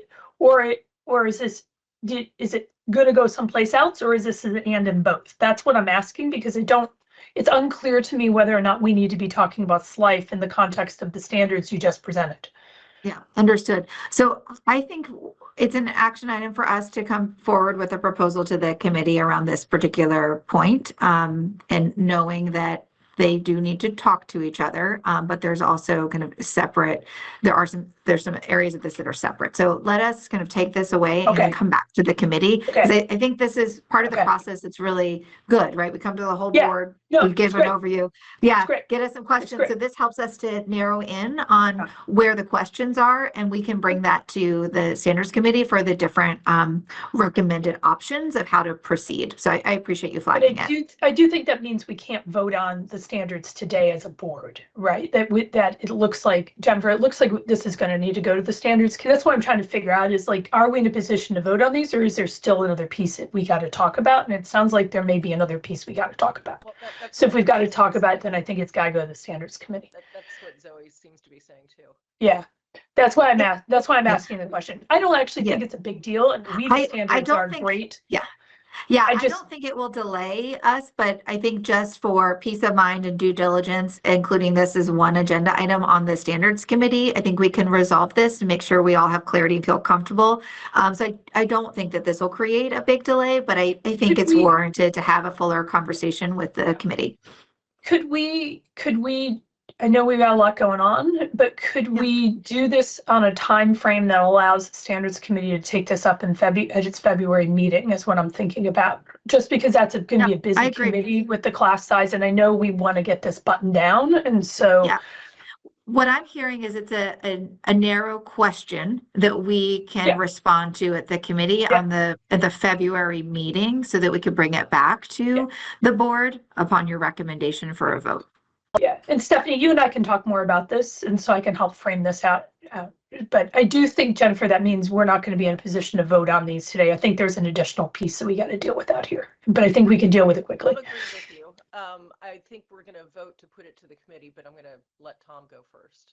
Yeah, that was my question. That was why I was asking those questions. I was trying to figure out whether or not what we had in front of us had all the pieces in it, or whether or not we needed to, there may be something else we need to consider. And it sounds like we do need to consider that small piece. I think it'll go quickly, but I think we got to figure that piece out. And to Zoe's point, it does have implications for implementation of Act 73. Like, there are broader implications on the standards side, but what we do there also has implications for implementation of 73, which was also why I was asking about the data on the back end. So I think we got to make sure all those pieces work together. Okay. Yeah, thank you. First, I just want to thank you for this work. As somebody who led this kind of work as head of school, I know that it's demanding work. And I also know that it's hard to get teachers trained in order to implement it. That's a major lift. But Heidi, it sounds like you're the expert here, and I am not familiar with ELBA 21. And so maybe you could speak to, because I obviously haven't done a deep dive on either of these. Yep. Can you speak to the advantages of the WIDA standards over ELBA 21? Having worked in both systems, so where I worked at previously was in Nebraska, which is an ELPA 21 state. It's English Language Proficiency Assessment 21, like for the 21st century. It can get a little confusing because English Language Proficiency Assessment is also the general term for having to do these under federal, regulations. But so that's the ELPA 21. And I grew up in Wisconsin. I was educated in Wisconsin and got my teaching certification there, and that was also a WIDA state. What I really enjoy about the WIDA system is the amount of professional development that they provide, but also the details that they provide for the different grade bands, as well as for the detailed information about like what type of academic language we're looking for. It provides information at the vocabulary level, at the sentence level, and at the discourse level. So, paragraphs, essays, extended conversations, beyond. So I do enjoy, and I think it's I think it provides a really good framework to, well, if somebody doesn't have any knowledge of like how English grammar and, you know, the grammatical system works, it can be a little bit dense, I will admit that. But for teachers that have to take this and then apply it to their teachings, I think it provides a lot of good information. It as detailed as they want to get. And so how can I provide information about this at the vocabulary level? How can I, you know, start introducing this if I'm having a conversation? It also looks at the, you know, receptive and productive language skills. So like, is a student producing the language or taking in the language? So it really does break it down in a variety of ways that depending on the needs of the teacher or classmates or doing curriculum development, we can start incorporating these in either little chunks or use it even as a basis for an entire unit and incorporating it in a bigger way. But there's flexibility into how much we go in, or we could implement it little by little, bit by bit. We don't have to say you have to change everything. It's more of a system where this is what you have been doing, but we're going to add a little bit here at the beginning, or we're going to add a little bit of explanation here, or we're going to give a student a chance to speak and using these new vocabulary words here, where they don't have to overhaul what they've been doing, but rather they can incorporate it into what they have been doing. And how is that different from ELPA 21? ELPA 21 is a little bit more general. There's a lot, as I said, there's 10 big standards. The grade bands are similar. They're done on a 5-level scale instead of a 6-level scale. So the proficiency levels are scored a little bit differently. They also have an alternate content assessment as well as the standard content assessment. The alternate content or the alternate English language proficiency assessment is for students with significant cognitive disabilities. The grade bands are similar. That with WIDA as well. Yes, yes. So With WIDA WIDA, we also have has those. alternate. Yes, WIDA, yes. I meant to say that they both have those. But the two systems, although similar in many ways, they're not, you can't transfer information. So if I see a student has a 3.2 in an ELPA state, that doesn't correlate to a 3.2 in a WIDA state. There are different assessment systems and different set of standards. They both test reading, speaking, listening, and writing. They both test the same grades. The time length for testing is very similar, but the standards themselves are different. I can provide websites if you want more information on them. Just don't want to overwhelm. Thank you. Any other board member comments or questions before I pivot here? I'm not hearing any. So just to go back to the process that the board has approved, we had our presentation. Thank you to Stephanie and Heidi Jo, I'm sorry. That was a lot of information, and really appreciate you guys taking a deep dive on this with the board. So I think I'm going to say, unless anyone disagrees with me, that there is sufficient information about the standards for us to initiate our review. And I think what I would do at this point is entertain a motion that the Student Performance Standards Committee consider the proposed WIDA English Language Development Standards Framework 2020 edition that were presented to the board today, and to develop recommendations for the full board to consider pursuant to 16 VSA section 164.9. Is there a motion? I'll make that motion for you, but I won't repeat it. I could if I had to. Thank you, Rich. Is there a second? I could second. Oh, I saw Tom first. Oh, Tom, you go first. Tom, you can give more work to us.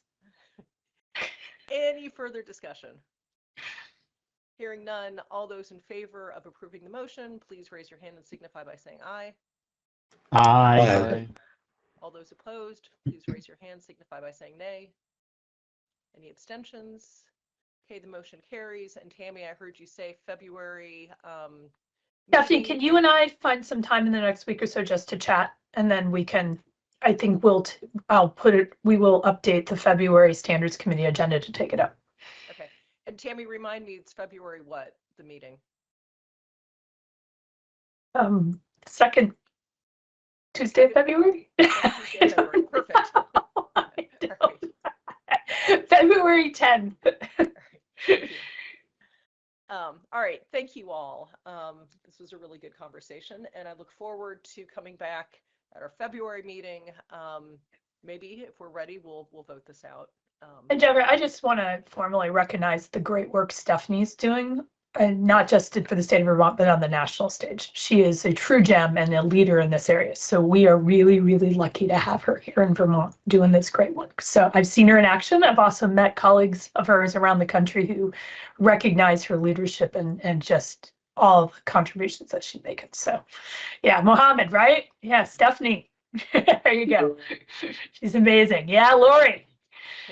All right, thank you. Okay, we are now super off schedule. Can we take a 5-minute quick break with my apologies, because I'm sure we have Erin and Gwen with us already. Here's a question. I'm going to put Erin on the spot. Would it be okay with you if we have Gwen first and then take you up? Maybe Erin's not here yet. Sure, I can be flexible with that. Just so that we have one person who's way off schedule and not two people who are way off schedule. Yeah, thank you. I really appreciate that. Okay, so we're going to take a quick break. We will come back here. We'll start with Gwen Carmoli, the chair of the Advisory Council on Literacy at 10:50, and then Erin, we will take you up after that. So everyone can turn off their cameras, and I will see you here. Let's be back here to start promptly at 10:50, please. Thanks. If other board members are back and you still have your camera off, just let me know. I see Brian is back. Do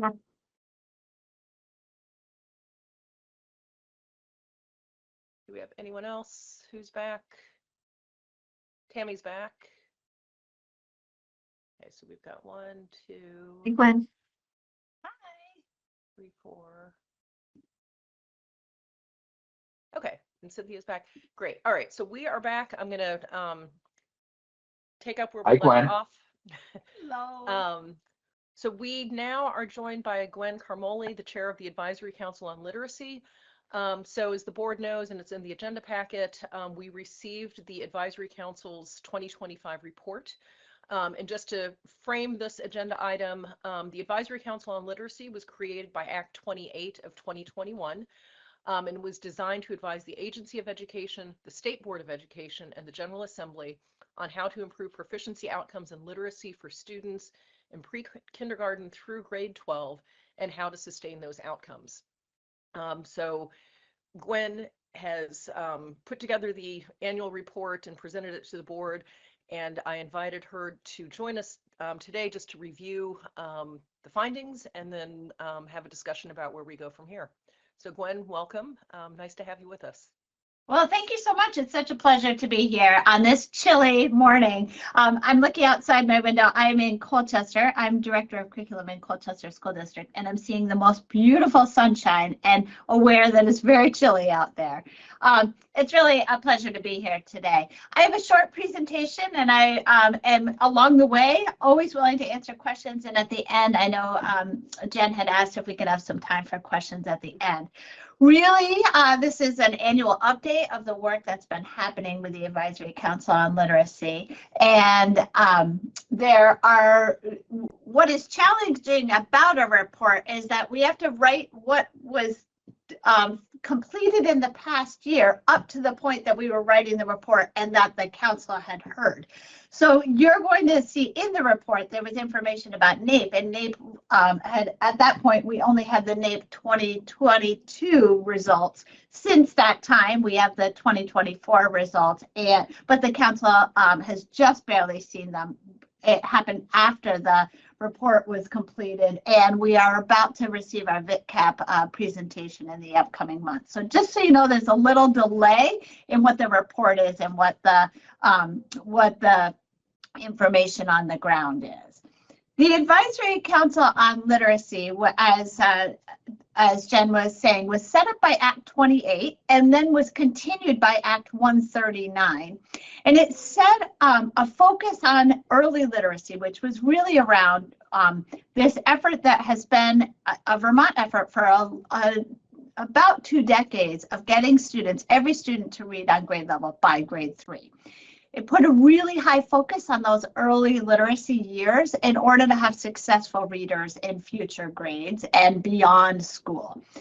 It was acknowledging that there were increasingly large achievement gaps, particularly for students experiencing poverty and students with disabilities.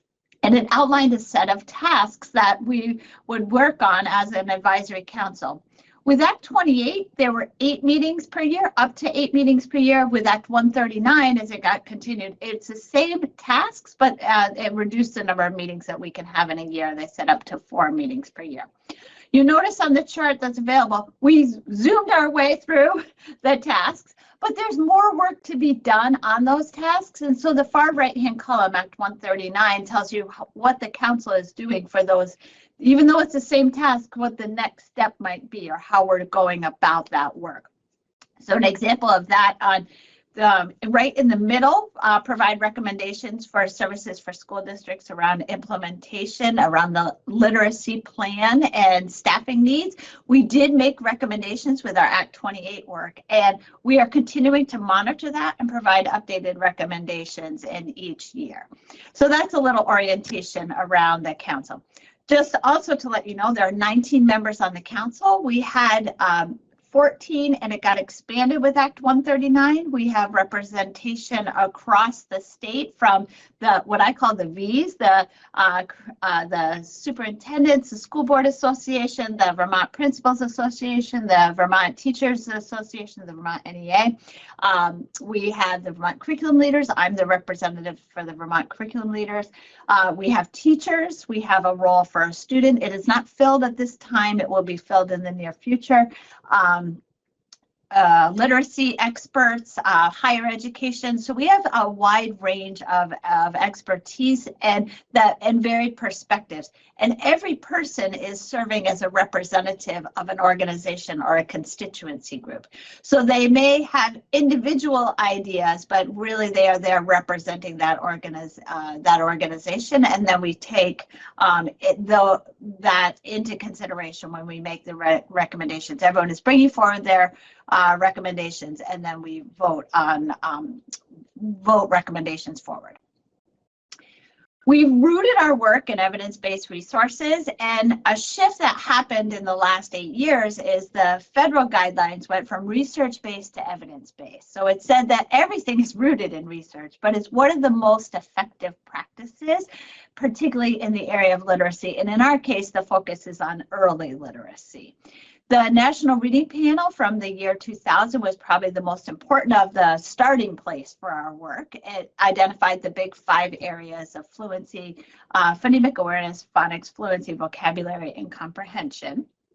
And then there are a number of sites that are linked there that give us information about what are the most effective practices based on the evidence-based, the research that shows highest efficacy. So the Institute for Educational Sciences, IES, they have practice guides where are meta-analyses on a content area and then a grade span. The Cedar Center, which is part of the Florida Center for Reading Research, that has a particular focus on support services and special education. The Ed Reports, which takes a look at what are effective programs that are aligned to our state standards. We did include the Vermont Agency of Education. They've been really working hard on their evidence-based resources. The one particular article we've been working on based on a Vermont expert, Louisa Motes, who's an international expert on early literacy, teaching reading is rocket science. And it's actually, it was 2020, and then she had an updated version in 2022. And then in the right-hand bottom of your screen, you might see the state policy levers. That has been an important one for us to think about. What are those big things that we think about that go from a small instructional practice of evidence-based instruction to what are big statewide practices that we can use. And so that has been a guide for us. Just a little visual of the timeline from 2020. 2021, Act 28 was adopted in the spring of 2021. It established the Advisory Council on Literacy. It gave a set of powers and duties, and it focused on that early literacy, those grades K to 3. In 2024, a new literacy law was added, which required, so the Act 28 really gave funds and the focus for the early literacy work. It gave funds to the agency, established the council, started to create some opportunities for some grant dollars across the state. Act 139 gave a law that said there's a requirement for universal screening for those early grades, parental notification, evidence-based supplemental instruction, some professional development that was needed, and then data collection. Shortly after that law was passed, the statute 2903, which is the statute around early literacy, was updated, and there was a portion that had been there previously, which had a continuation for grade 4 and then grades 5 and beyond for supplemental reading, needs-based supplemental reading. And that was removed based on Act 139. There was a request and some legislation that worked through that said, can we amend that to bring that back to restore that that focus on K to 3 early literacy and restore that after grade 3, if you're having a needs-based, if you're having evidence-based problems, if you're showing that you have a need for supplemental education, that there's a requirement that is on the books that gets added back in. So last spring, through Act 72, the Miscellaneous Education Act, they updated that language. The other thing that got updated was literacy assessment. A new statute was added that aligned with Act 139. So there's been a lot of movement in a short period of time on literacy. Just to give you an overview of what those statutes are and rules are, these are linked, so inside your presentation you can go to them. And I made note that the updated statute 2903 got updated and based on the Miscellaneous Education Act from last spring. 2907, that assessment and intervention, was added in there. And then Act 72 of 2025 was new, which was making those updates possible. Hey, babe. Yes. Oh, I'm sorry, did someone have a question? You and I did some good work. You know, they updated us on lead, which something we worked on how long ago. I'm getting the literacy update now. You know, Brian? and I love how Brian, you're not muted. When you use AI or whatever, how they describe the act that we put together. Thank you. Okay. So over the course of time from Act 28 and Act 139, we have developed recommended highlights of that work, or developed recommendations. So I created a slide that just gave you an overview of that. One of our biggest recommendations is provide guidance and resources that are rooted in evidence-based practices. Some of that means to go in and revise some existing documents that are there. The blueprint, the blueprint for literacy for the state, we went through the whole document and we've recommended some particular sections. The agency will work on that. We've made recommendations around literacy instruction, provide an instructional guide for literacy instruction, particularly early literacy, because that's the focus of our work. What does phonemic awareness, phonics, fluency, comprehension, and vocabulary instruction look like? That's systematic and explicit instruction that is aligned to evidence-based research and the science of reading. That body of research and evidence that's showing what works for teaching early literacy and for a struggling reader in other grades. We've also recommended that we expand beyond the focus of K to 3. it is really important that we have early literacy in place, but it is equally important that if you have a student who is struggling in any grade, that student needs intervention as quickly as possible. So we need to have resources related to that and professional learning. And then we've been thinking about this piece, about the culturally responsive piece. In order to close achievement gaps, you not only have to do the instructional pieces, you have to make sure that the instruction is culturally relevant and that we have materials and resources. And I will say that the Agency of Education has done a tremendous job of updating resources, adding resources, creating guidance on assessment, on screening tools, on instruction. They just released the literacy toolkit, which is terrific. That so much information is available right now. And they've been working with some outside organizations and monitoring other departments of education or state agencies to see what's available. And then every month we get updates on literacy, and then they are updating their resources on their website. This year, as we were scrambling through our 4 meetings, 3 recommendations surfaced and were voted represented in our report. We recommended providing funding for resources. The agency is working, I would say, probably beyond capacity. We really need the General Assembly to provide resources so that the resource of funding, and I would say multi-year funding, so that it is not just a one-time, this needs to be a continued effort. Provide funding, multi-year funding for resources for school systems, and so that the agency has the ability to do that work.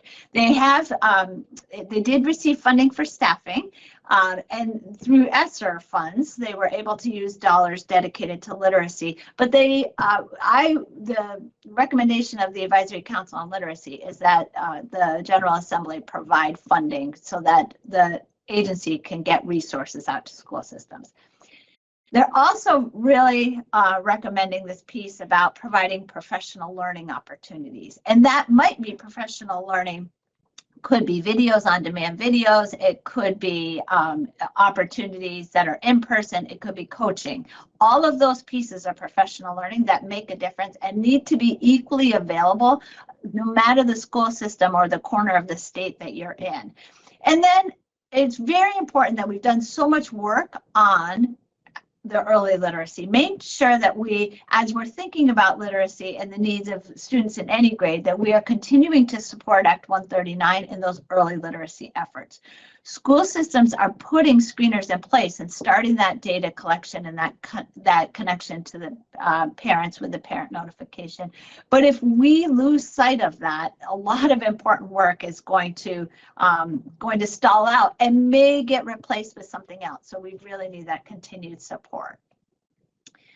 I think the most important thing happening, and we hear this at the beginning of every meeting, I always ask some sort of opening question, which is around some sort of update. It might be around a resource you're using, some shift that's happening, and some sort of positive sharing.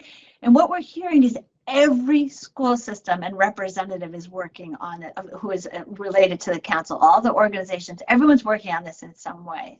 There's this energy and excitement around improving our literacy instruction in order to improve our outcomes. This collective efficacy, John Hattie, who's a researcher who collects data and does meta-analyses, says this is one of the highest evidence-based practices. He says when you look at effect size, and anything over a 0.4 is in that, he calls it the zone of desired effect. It's a highly effective practice. And when you get way past a 0.4, you're getting more than a year's growth. That's really, really exciting. Collective efficacy is us all working together with a common purpose. We might be doing it in slightly different ways, but that collective efficacy of all these organizations and all this effort by the General Assembly, by the Agency of Education, by the Advisory Council, and every school system and teacher who's working on this, that's our collective will toward making this happen. And it's a highly effective practice. So to me, incredibly exciting. We are right on the edge, I think, of some really good news. You know, we saw a little bit of improvement in our VitCap scores and literacy. That was exciting. You know, there's a ton of work for us to happen, but in the classrooms and on the ground, we are seeing this happen. And I believe that it's going to turn into improved outcomes. I'm just going to close by thinking about this. One of the reasons we had this goal is really to create opportunities for every one of our students. This is an equity issue. It's an issue that we want every student to have an opportunity and every student to move past, to be able to read and successfully apply their written and reading and written knowledge to the world. Literacy is critically important to every one of our students and the opportunities that they have in school and beyond school.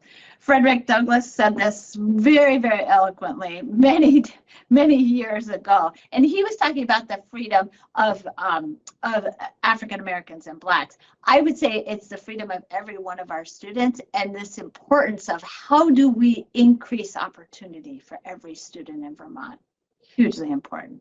So I'm going to pause and ask if you have any questions. Great.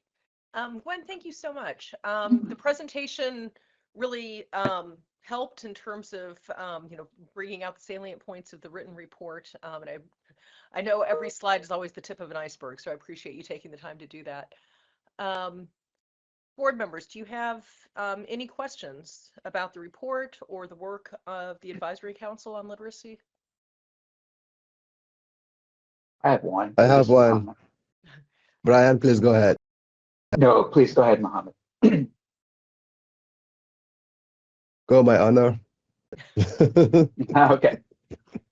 Thank you. And you know, this consistency, I'll just say, is so important. In other words, you know, I know Gwen's been working on this for a long time, and I so appreciate that consistency and the effort that she and Secretary Saunders and others are putting into this. And I mean, I would love for the governor, you know, at some point to highlight all of this work, because I think it's really important. It's really important as progress is being made, that Vermonters know that the agency and the administration, educators, people across the state are all collectively working together to make what I think is an immense impact. So this is just a thank you to everybody involved, Gwen, Secretary Saunders, others on your team. So thank you.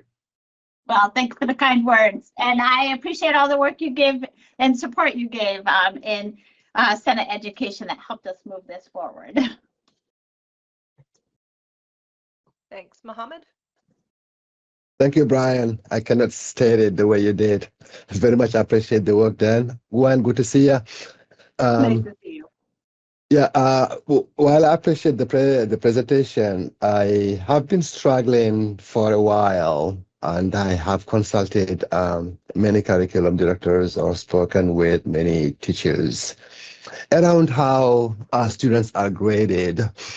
Here's an example. Let's think about writing, for example. Are there clear metrics just solely to Vermonters, educators, to grade our students? When we talk about writing, what is in writing that need to be not ignored while grading? You just cut out for me, Mohammed. I did not do anything. Okay. Can you hear me now? All right, so you were asking about grading, particularly in the area of writing. Are there any? As a one example only. Okay. When I think about writing as an educator, I would think about anything that is incorporated within the writing. Let's say about spelling, for example. Is the spelling graded by a teacher whom is grading writing? As an Well, what example, not to go Yeah, deeper into other skills. Well, I would say, and that you're really hitting on something that's been some of the most heartening of the national work of late has been moving, raising the importance of the early literacy, those foundational skills, and then moving from that into deep learning, deep thinking, reading, writing, going deeper than just, and that include word study, spelling, word etymology, morphology, that this piece about it is not just the ability to break down a word, that's important, but it's really about how do you read and apply it or write and apply it. There are some excellent models, and I would say that our Agency of Education has this summer created something called the hierarchies, which says here are some ways in which by grade level it would look, and they go down by the domains inside. So English language arts has reading, writing, speaking, and listening, and what does that look like by grade? Those are going to be updated probably once the graduation requirements are finalized, but that's a good beginning for us. We have organizations, our state standards, are the Common Core standards, have an excellent set of standards and then appendices. And in the appendices, they have, what does this look like, these exemplars by grade levels. Those are hugely helpful, especially for writing. And they encourage students to read something and then write about it. They call it, accountable thinking, accountable reading. So it's not just read it alone, it's read and do something with that. And so I would say there are some good exemplars. ReadWorks is an excellent site where you can find examples, Achieve the Core. There are excellent exemplars out there. And I would say that the professional learning that the Agency of Education has been bringing in has really been highlighting a lot of those resources and then embedding that into their work. Yeah, it's very important, and thank you for the explanation. I am thinking of different students right now. I'm thinking of students on an IEP who have some, let's say, who are verbally challenged, for example, to express themselves. How can one grade them properly or appropriately, per se? Students with my background as an ELL student. Well, here's the thing. Everyone needs to remember, when an ELL speaks, I mean, not all ELLs, most ELLs, what comes to mind first, living in Vermont, someone said, oh, he has an accent, or they have an accent. As a linguist, I find that anyway funny to say that somebody has an accent, because my conclusion is just everybody has an accent, whether you like it or not. And I can define what that looks like if you need it in writing. So, I'm stating this example just to say, living in Vermont for many years, almost 30 years right now, including myself, I would go to a store just with my funny accent, or some who are kind say, oh, you have a beautiful accent. Where are you from? To start a conversation. But oftentimes it's negative. When we start to talk to somebody, just because of our accent, we are already pushed away. The listening device is already has an X on it. In many instances, in stores, at the mechanic, most of the time, that's our life. That's what we experience as ML students. So we work so hard really to be understood when we speak. I got a certificate during my TESOL training from my teacher trainer. The certificate said, the most phonetic man in the world. Who cares about that? Yes, he got it. Yes, he understands it. It's because I just know I have to enunciate to be better understood. Yeah. And in every language, we are taught the grammar, just the way we love our grammars. Right. So it becomes very hard. Yeah, I would say for our historically marginalized populations, our cohorts, one of the things that's the most important thing is to maintain a high expectation. And then we have to figure out how to scaffold and how to provide feedback in order for students to get there. Just doing the support without the expectation doesn't give them give our students enough. And just giving the expectation without that scaffolding doesn't get students. So it's really those two pieces together. And then having systematic and explicit instruction. So every student has the ability that moves past just skill into something deeper. And I love what you're saying, and I think it's so critically important. And we should be valuing every one of our learners and find the best way to have them flourish in our learning system, be recognized, and be really invited into that deep thinking. Thank you. Yes, Jen. Thank you. Oh, sorry, it's yours. I'm realizing we should have put you on for longer because this is a very engaging conversation. I'm wondering, because I noticed in your report, maybe not in the slides, but in the report, and it was on page 9, where the Act 139 task is review literacy assessments and outcomes and provide recommendations to continuously improve and sustain literacy improvements. You had a note that recommendations are expected in the spring of 2026. And I'm wondering if you feel like it would be appropriate, I would invite you to come back and share those recommendations.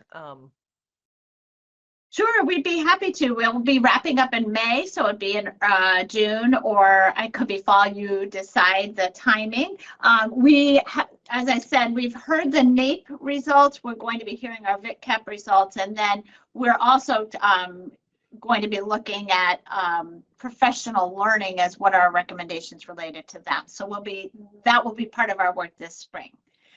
You let me know. I'm happy to be here. My slides were very cursory overview. Just wanted to give you some updates. And really, the most important thing we need to do is keep working collectively. And we need some funding for this. Not necessarily for the council. We need the funding for the agency in order to provide it to our school systems. All right. It's a good place to leave off. Thank you so much for coming. Great Thank to see you. All righty. Take care. All right.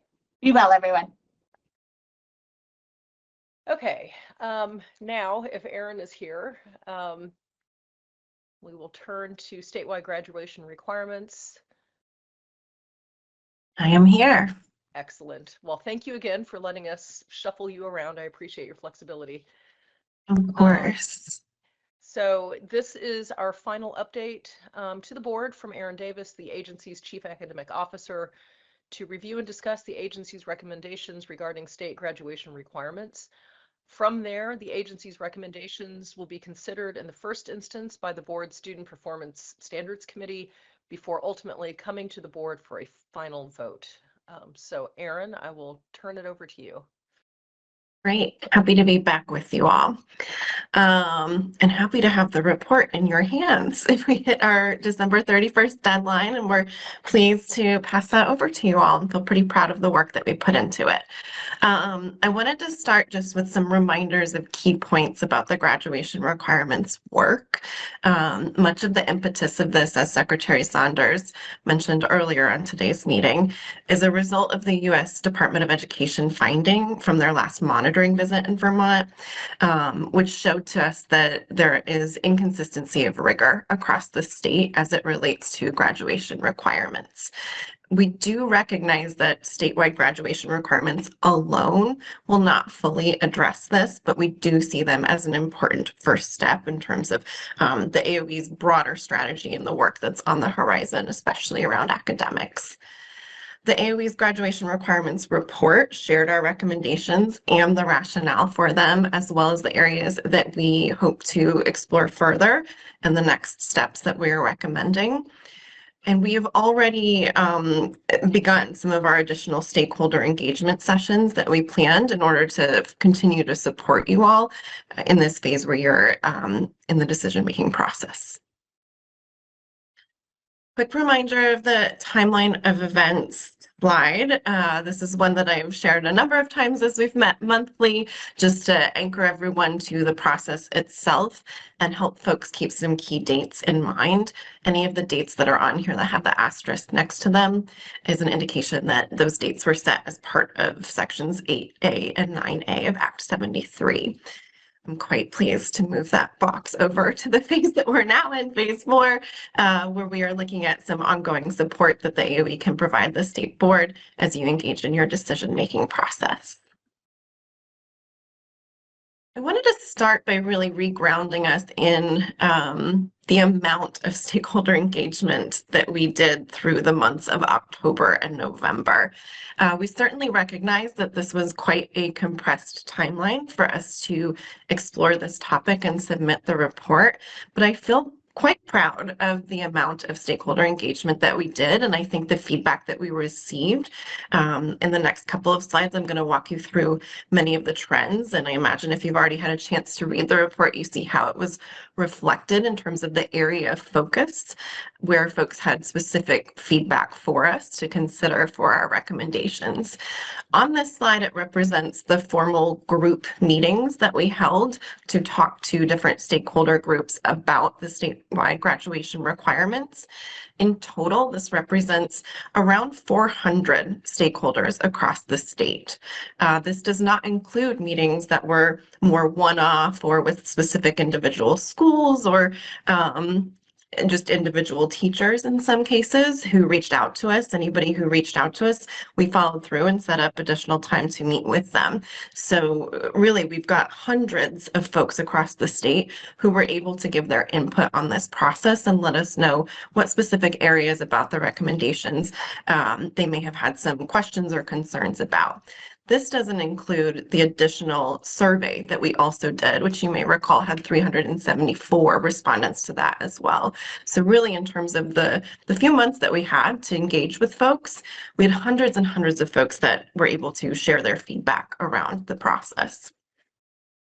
Throughout the process. So what I've done on this slide and the next one is kind of roll up for you all the specific trends in the areas that there were questions and that we found ourselves providing answers in some cases, exploring further, and that we addressed through our recommendations. So the first one is around credits.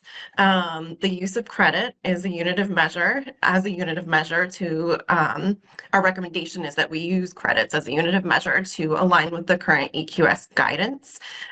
We're defining it as 1 credit is a set of essential enduring skills and knowledge in a content area based on the typical coverage of standards, including a year-long course or equivalent learning experience. So we heard in the public comments this morning, this was one of the things that was addressed. We know that there is some real discomfort with the use of the term credit. And I actually thought Mike Weston's comments this morning were a great example of that, right? We know that many systems, when we moved to the proficiency-based graduation requirements, did some really difficult and important work through that. And for the systems that are seeing results like MMU High School is, the work that they did in collaboration with each other and the process that they underwent to get there, really was my pleasure to get to sit down with many of those educators who've been involved with that work, you know, is paying off for them in terms of student outcomes in some cases. Broadly across the state, that's not what we're seeing.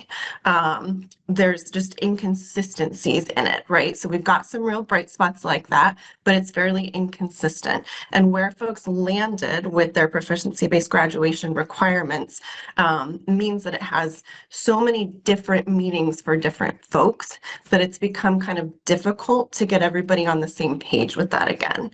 So the choice to return to credits, not with the previous Carnegie unit meeting of seat time, but with the meaning that's currently reflected in EQS, was intentional. And we know that not everyone is aligned with that decision, but we feel we have very strong rationale for it. I will name, we've had different folks at different times say to us, why don't you just take our proficiency-based graduation requirements and have that be what we do at scale across the state? Because we do have some strong examples and bright spots like that. I firmly believe that the results that those systems are having is a product of the work and the process that they went through to get to those proficiency graduation requirements. And so just picking a specific set of them and scaling, rolling those out across the state wouldn't result in the same outcomes that the systems that have done that work would. So we're making this decision with our recommendation to return to credit as the unit of measure. Most of the systems across the state, if they, even those that have gotten quite far along in their proficiency-based graduation requirements approach, are simultaneously maintaining a system that measures and tracks credits for students as well as a unit of measure. And so they're running dual systems in many cases, and we believe that this is just a simpler, less burdensome approach to it, and that for those who have already done excellent work throughout the process that they've undergone so far, that this won't require that they need to undo that work. It actually still layers on quite easily to the work that they've been doing. Proficiency-based learning has been another area that folks have had a lot of questions about as it fits within this, because as we heard, the movement within Vermont toward proficiency-based learning in many cases had a real focus on moving away from seat time, which is an important characteristic of proficiency-based learning. When we define it as an instructional model, providing students with a variety of opportunities and formats to demonstrate proficiency in specified knowledge and skills, that is an approach that we fully intend to maintain. And we believe that that can be done through credits as well as through the instructional model, especially, right? Credits as a unit of measure, as defined here, can be married with this. The locally defined proficiency-based graduation requirements are going to be replaced with the statewide graduation requirements from Act 73. And then the other thing that's bubbled even today are questions around grading, because that's another area that there's a lot of variation across the state, and that remains an area of focus for us that's quite important to address. The next big trend that we've heard has to do with how much to require. The recommendation we've made is that we do increase content requirements in some areas while building in an adequate space for flexible pathways and deeper learning for students. By not aligning the entrance requirements of Vermont's higher education institutions and making those become the graduation requirements, that's a way for us to recognize that institutions of higher education is not necessarily the post-secondary goal of all students. So we didn't feel like it was appropriate to include that in the recommendations for graduation. And then finally, the recommended 22.5 total credits that we are recommending, it supports flexible pathways as outlined in Act 73, and it allows enough space for students to make decisions about deeper learning or students with gaps to fill some of those gaps. I have two more trends that I wanted to highlight for you all. The next one has to do with transferable skills. This was another area that we got a lot of feedback. We intentionally built it into the survey that we administered because we knew that it was an area that folks really wanted to weigh in on. So our recommendation was that we integrate the transferable skills within the content requirements. We named that aligns with the stakeholder feedback that we received through the survey, and it aligns with research on the student standards, the modern student standards that the state board has already approved. These include Common Core, and we're acknowledging that when these are taught at the appropriate level of rigor, these standards provide a deeper conceptualization of content knowledge and skills that encompasses various facets of 21st century competencies, which are also often called transferable skills. And then the final area that we got considerable feedback and engagement around had to do with future readiness.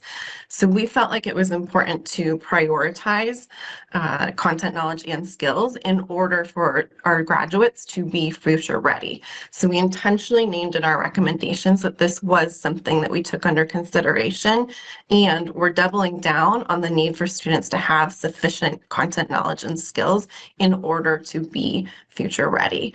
That doesn't mean that we're not doing the transferable skills, as I stated in the last point, that is already embedded in the content work. There's some early analysis around AI. AI has been another topic that's come up a couple of times today that shows that students who already have strong foundations in content knowledge and skills can use AI as a powerful tool to extend their expertise, whereas students who are lacking in terms of foundational knowledge end up relying on AI as a crutch. They're not able to be critical of the information that AI is giving back to them, and in some cases, it helps them to avoid the hard work of building true understanding. So this is a reminder that from the survey we administered, where we invited folks to build their own model of graduation requirements, that on average, they included 24 total credits as the requirement. And then what you see below there, broken down by content area, is what was included in 70% or more of the survey respondents' models. I popped that up just as a quick reminder that these are the recommendations that we submitted in our report to the board. We actually recommended a lower total number of credit. Again, that was intentional to build in the space for both deeper learning and space to fill any gaps that students may have. We increased the number of total math credits compared to what most folks had included in their Build Your Own. This is an example of where Vermont actually is being quite innovative and, at the front lines of some shifts that are happening when we think about content across the country. We know that historically pre-calculus, calculus have kind of been the finish line that folks have thought about. And when we think about a very linear sequential sequence of math topics or engagements that students have, and we're shifting away from that and including a credit that addresses the need for students to be proficient in statistics or data science, because we believe that this will help them to be more ready post-secondary. And then the only other area that we were misaligned with what folks included in their build their own recommendations was the electives with a total of 3 credits. I showed you all a version of this slide the last time that I met with you, and it prompted some questions in terms of the level of readiness for some of our schools and systems with some of these changes. We had gone through our analysis of the credits that are currently being required across the state and identified the areas where our recommendations were significantly different from what they're currently requiring. That specifically focused around math, health, art, financial literacy, and world languages. What I've done for each of these, and you'll see this in the report as well, is I've built out a little bit of a further explanation of what the actual shift would be.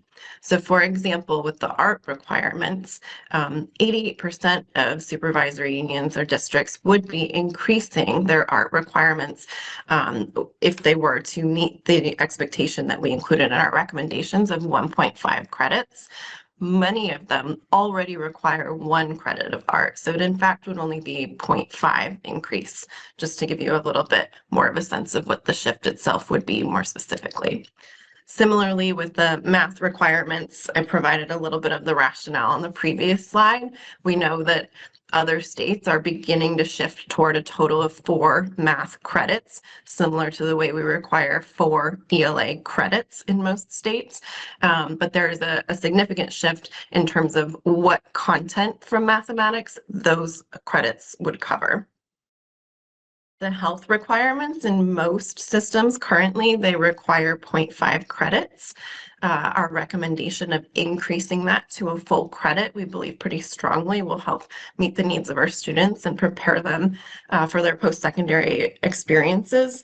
I heard Brian mention earlier some questions around mental health support, social emotional support that could be built out if we had more coverage, more credits that were required for health. Additionally, there's a new report that just came out from the AG's office and the Council on Domestic Violence that suggested as one of their next steps, actually in their findings, that our schools for K-12 are able to support students with some further education around domestic and dating violence prevention. So those are just kind of some examples that an increase in credits for health would allow for students to experience and learn about. The financial literacy standalone requirement in many cases is already embedded in other content requirements that systems have. It would be new for it to be standalone. There's quite a bit of research that's shown that there's stronger outcomes when it's treated separately and given the focus that it deserves in terms of preparing students for post-secondary readiness. And then finally, world language has been one of the areas with the most interest around that being part of the graduation requirements, because we know that there are challenges around staffing, for example, for this. I just want to point out that this is one of the areas that Vermont actually is one of only 12 states that has neither a world language requirement nor a requirement that world language courses be offered. And that's pretty misaligned with what's currently in EQS that requires students to engage in learning around global citizenship, including world languages. So this is an opportunity for us to be more aligned with what we say is important for students to get to experience. A reminder of our next steps then, we are already engaging in additional stakeholder engagement. We're excited about bringing more youth voice into the conversation than we've been able to date, and we'll be sharing a report on that with you.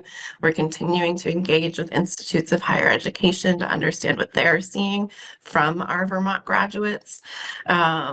We are also launching the working groups. You heard Stephanie Vogel refer earlier today to her being a member of our working group that's focused on accessibility for all students. That one's launching at the end of this month. We have a number of other ones that are supporting us in thinking through how to operationalize the credit expectations and make direct connections to specific student standards.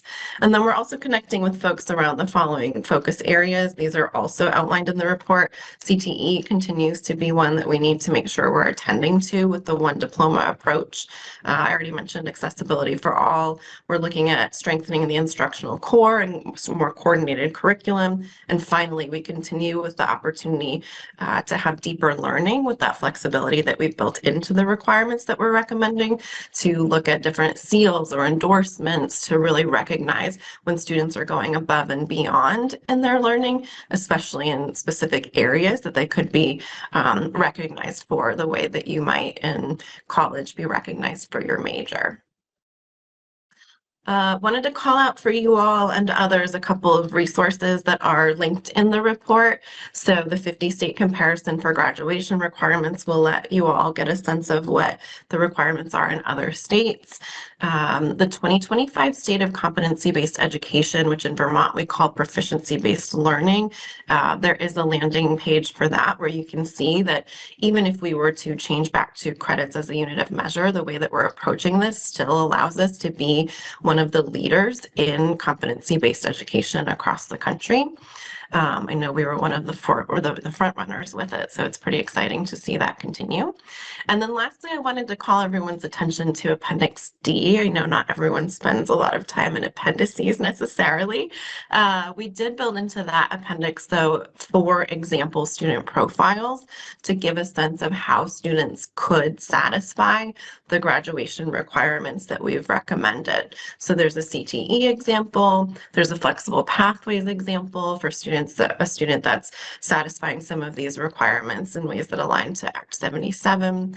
There's a 4-year college-bound example, which we acknowledge in there could also be a CTE example. And then finally, we have one for a student who needs additional support in order to graduate. I think that's the one that's the strongest example of how our recommendations align with a proficiency-based approach.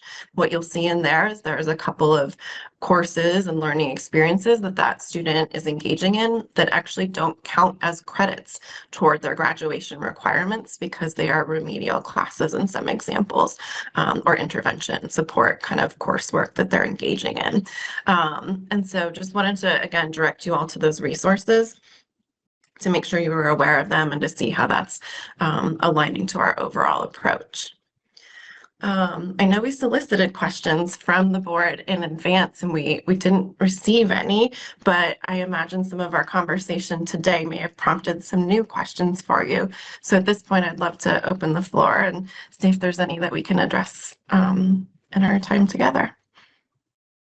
Great. Thank you so much, Erin. very helpful and really appreciate the tremendous amount of work that the agency has already done in compiling data and putting recommendations together, because certainly that will make the job of the board much easier to sort of take that and go with it. And I know that the agency is also going to be on hand as the board, takes the baton to provide support, answer questions, do additional research as necessary. So thank you for that. Do board members have questions? I have a couple, but didn't want to jump in first. I guess what maybe the easier question is, with the world language requirement, as I look at that slide and the adjustments that would be made, that one seems to be the most challenging in terms of a school to satisfy, because it's not easy to find a world language teacher. So I don't know, do you have recommendations for how to achieve that requirement? Yeah, so we acknowledge that that is a very real constraint that folks are feeling right now. We have partnered initially a little bit to kind of understand what the gap is. I mean, in some cases, the gap is, if we're not asking for them, then it becomes, sorry, let me make that clear. If we're not staffing for full-time world language teachers, that in itself can be a barrier when teachers are having to be split across multiple schools or only offered a half-time position. I know that's something that happened at my high school way back when, and we've heard from folks in the field is continues to be a challenge, or they're being split across the middle school and the high school. And so I do think that this is a case where, we do need to dig in a little further with our licensure folks and see about some further data that we can offer you. But if we are to begin requiring it and it hits a critical mass of students who need to be exposed to it, then there are more favorable employment opportunities available for world language teachers, and it could help drive, more interest in that specifically being an employment opportunity. Because right now, if you're going through a teacher certification program and you know that there's not going to be very many spots out there, that may not be the area that you choose to focus your studies in. Yeah, and I'm speaking sort of as, my experience as a parent in this part of Vermont, where I think most schools do have a foreign language requirement. I know it has always been challenging when a teacher leaves to find a replacement. Yeah. So I just wanted to acknowledge that. The other thing I'm trying to wrap my head around, and it's like trying to hold water, where I think I have it, and then I'm like, I just want to make sure I have it. So with the 22.5 credits, understanding that you're really looking at, a certain level of mastery and not seat time, does that contemplate that a student might take more than a year to obtain a credit in a particular subject? That's exactly correct. Okay. And so and you'll see in that Appendix D, you'll see it modeled out for you in a way that I hope is helpful. And I did look at that, yeah. So then, that was kind of like one data point. My next question is, obviously there are going to be other kids who are going to blow through those 22.5 credits quickly. And it's not that we want them to leave high school early.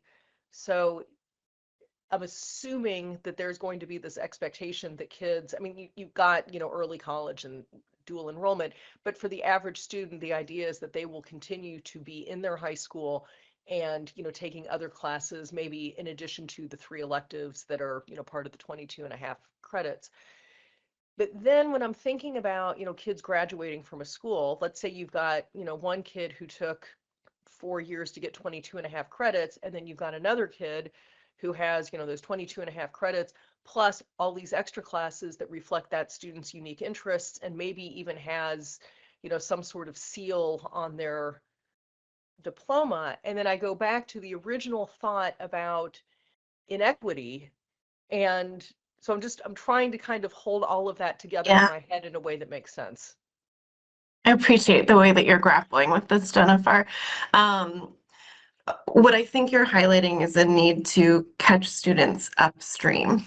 So if students have these kind of profound learning gaps and proficiency gaps that you're describing by the time they enter high school, that means that they've maybe been overlooked in terms of being given the support that they need sooner. Right? We want for this, and I hope it's been clear each month when I've met with you and framing this as a pre-K through 12 strategy, that we're going to use the graduation requirements as the finish line, but then pull it all the way down to pre-K so that we can be really intentional in making sure that students are getting the support they need as soon as gaps are identified. I thought Gwen put it really beautifully in terms of the balance of high expectations and then scaffolds and supports. If you're only doing one or the other, you're not, setting students up for success. I will name that in some cases when I've been talking to folks about the trickle down of the proficiency-based graduation requirements to the earlier grades, I think it has unintentionally, in some cases, resulted in in a lowering of expectations, really. There hasn't been the clear focus on grade level standards such that the board has already approved. And so we're hoping that this will allow us to strengthen the whole system, both holding high expectations and providing the supports in a way to avoid what you're describing, which is students entering high school with such significant gaps that instead of being able to explore their deeper interests the way some of their peers are, they're having to fill in those gaps to be able to meet the minimum graduation requirements. Okay, that's helpful. Thank you. Mohammed, Tom? Hey, thank you, Erin. I'm good to see you again with the wonderful presentation. I struggle a lot whenever I hear world language, just because the languages I want to lift up are not apparently counted as world languages. I am at a district where most of the languages are spoken in East Africa, somewhere maybe in the Middle East. These are not counted as world languages. And what do we do to support these languages? And it's so sad when you hear a grandparent come to me really trying to find a balance on how to communicate with their own child, or grandchild. Here's the thing. We are pushing our students to learn English. While we're doing this in a beautiful way, unfortunately, they are losing their language of origins in a way that at home, they can barely have a 2-minute conversation with a grandmother, sometimes a mother, sometimes a grandfather, just because the child is consuming so much English. And then they don't have anybody out there to help them with their own language, native language. I'm going to give an example again. I supervise a team of 9 multilingual liaisons who provide in class support. Some of them, yes, have some licenses from abroad, not considered here for sure.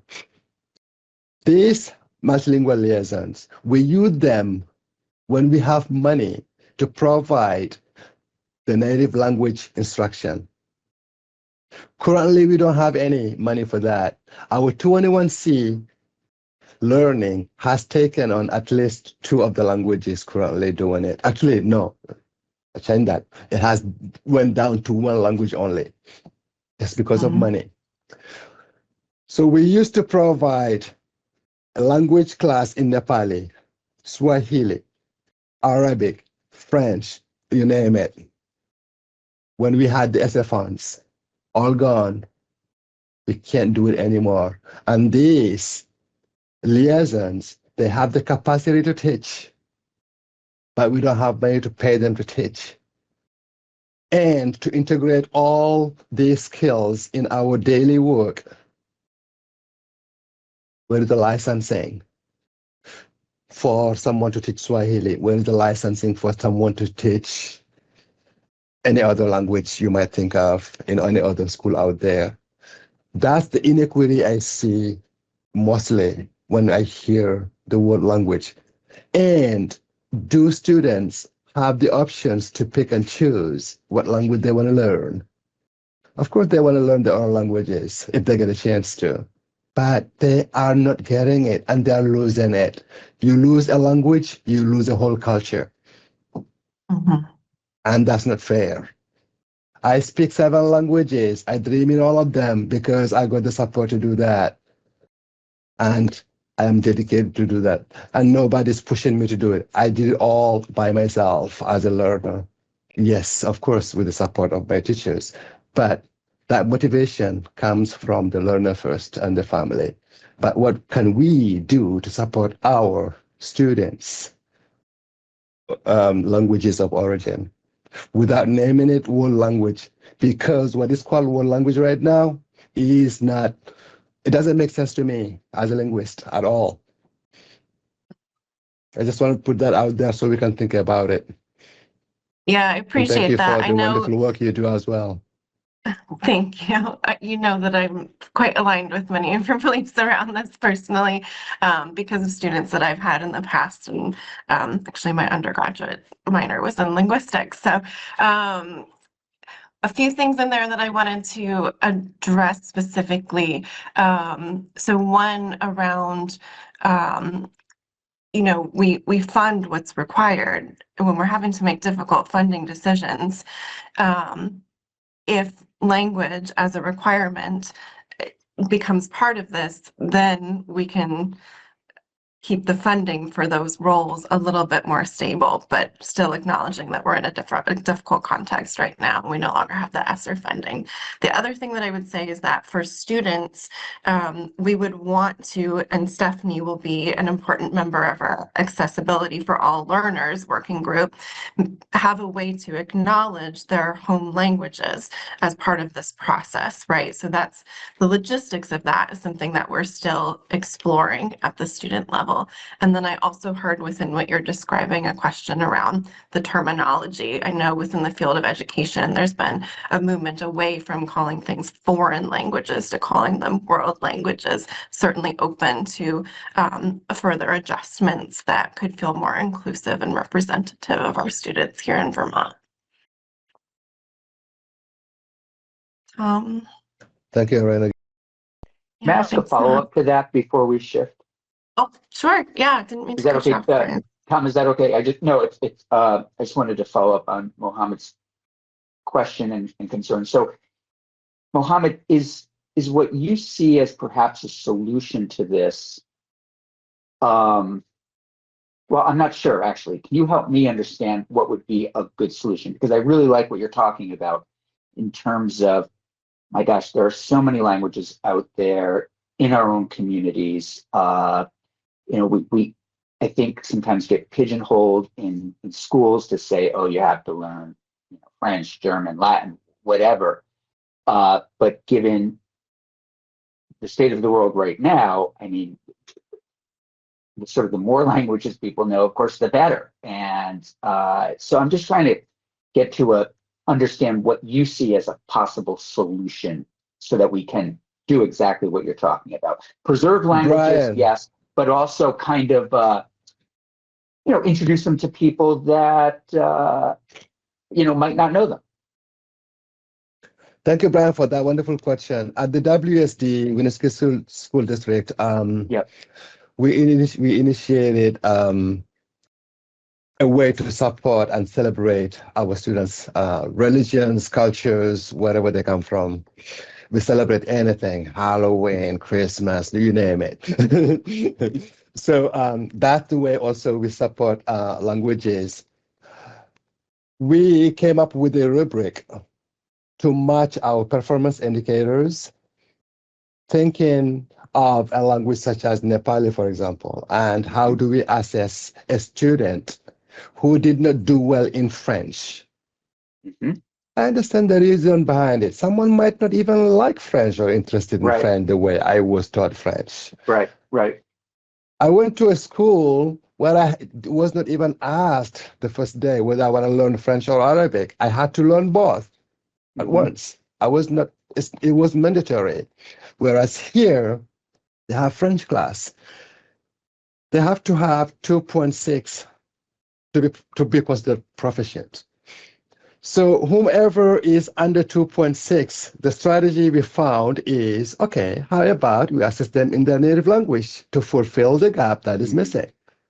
So we created this rubric that our liaisons, including myself, will interview our students who speak other languages than French to fill the gap and not to hinder what is missing in the 2.6 for them to be considered proficient. We initiated that officially last year in writing, and we apply to help students really see themselves in their learning and demonstrate and even encourage them to learn their own languages. You don't like French? Well, how about your own language? So you can communicate with grandma at home or your mom at home, things like that. So that is one thing we're doing at WSD right now. But again, we lost most of it because we have no money to do it. Right. Currently, we only have Nepali ongoing, and that is only during the weekend. But when we had money, it was intensive. But right now, only one group is having it, and only during the weekend, and we feel bad about it. It's not equitable. Yeah, that's helpful. So that's one of the strategies we're doing to support the languages around this. Okay. Thank you. Thank you. And thank you, Erin. Thanks, Mohammed. Tom, Cynthia, and then we should probably wrap this up. Yeah, thank you, Erin. And as I said before, I appreciate this is hard work, and I think what I have is a bunch of questions, but they might end up being comments. But I'll just start with the language issue that we're talking about. I think that what Mohammed is talking about is possible if our focus is on proficiency and not credit. It's possible to say that you're proficient in a language, provided you have the expert assessor, as long as there's somebody there who knows what that language is and can assess proficiency. So the whole assessment part of this is in the back of my mind. What does it mean to attain a credit? And so that's my first question maybe is, the definition of credit is a typical year-long course or the equivalent learning experience, and I wonder how that's defined.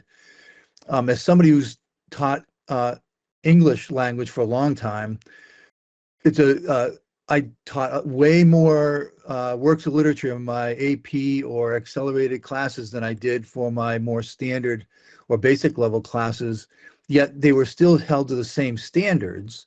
Then that's how we define the course. So I'm not sure how we get away from proficiency in defining credits. I'm not sure that we're getting away from it. So that's kind of, I'll be interested to hear what you say about that. I also saw in one of the, I think it was about language, that some schools, there was a measure about exposure to a language, the opportunity to experience a language course. And I wonder if that's is that a criteria? Is that going to be part of the requirement, or are we expecting proficiency, that they actually take a course, get a credit in language? And then my third question, I'm sorry, I'm doing this rapid fire. It sounds to me like there could be a lot of grade retention if we have grade level standards, and we're going to hold students and teachers accountable for students reaching that. So no more social promotion, no more staying with your cohort if you're not meeting grade level standards. And I know in elementary school, where they're all in the same classroom for most of the day versus the high school classroom, that might be even more complex than what I'm talking about. And then what I've seen, again, this has been more proficiency based, that some students are not ready to graduate with their cohort and have to repeat another year or more than one to get to the level of proficiency that was required. And so and many times they don't have the resilience. They don't want to persevere in their education. They just drop out before they do that. So I wonder if any of those conversations, you've had those conversations, if those came up in your feedback from the field. But I think they're all part of this picture. That's right. Yeah, so all of the above came up in our conversations with folks in schools. Your first point around the way that credits and proficiencies work together, your understanding of it is exactly how we're trying to describe it. So students would be given credit for showing proficiency in the standards that would map onto the credit itself. So something like an Algebra 1 credit requirement would have a set amount of standards that we would expect to be covered. If a student took more than a year to satisfy that, as you'll see in that Appendix D example, they would still receive 1 math credit for the Algebra 1 content. So it's still very much aligns to a proficiency-based approach and is using credits as the unit of measure within that. The world languages question, we heard from folks in the field around the idea of exposure rather than proficiency in a world language. I think that's something we would need to make a decision about once we start mapping the proficiencies onto the credit requirements. And then, I had your third question and now I've lost it, Tom. I'm so sorry. Can you jog my memory? It was, it's about about retaining students in grade before they get to high school. Yeah.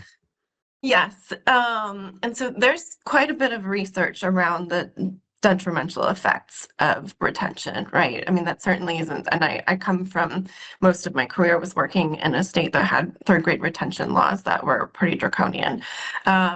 And so, the intention here is that we do what Gwen described, that we say, here's the focus on the grade level standards and expectations, and we hold students to those high expectations, but that we build out a much more robust support and scaffolding system to make sure that we're accelerating students and closing those gaps.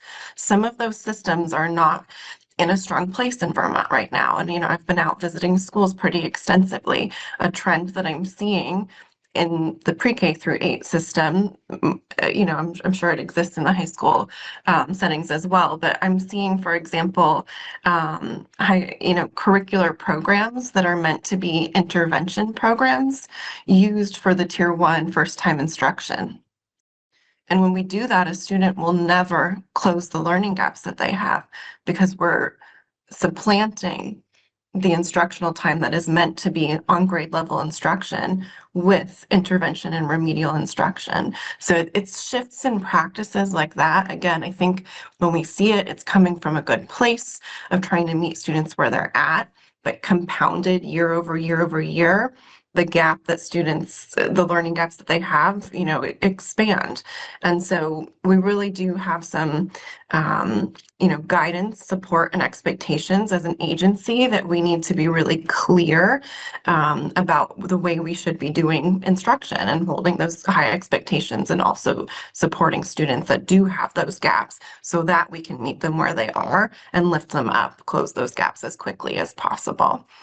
Retention is not our first tool in that toolkit of things that we can do to support students to meet higher expectations. Thank you. I just want to expand on that. I really appreciate this conversation and want to name that what we're describing is raising the bar.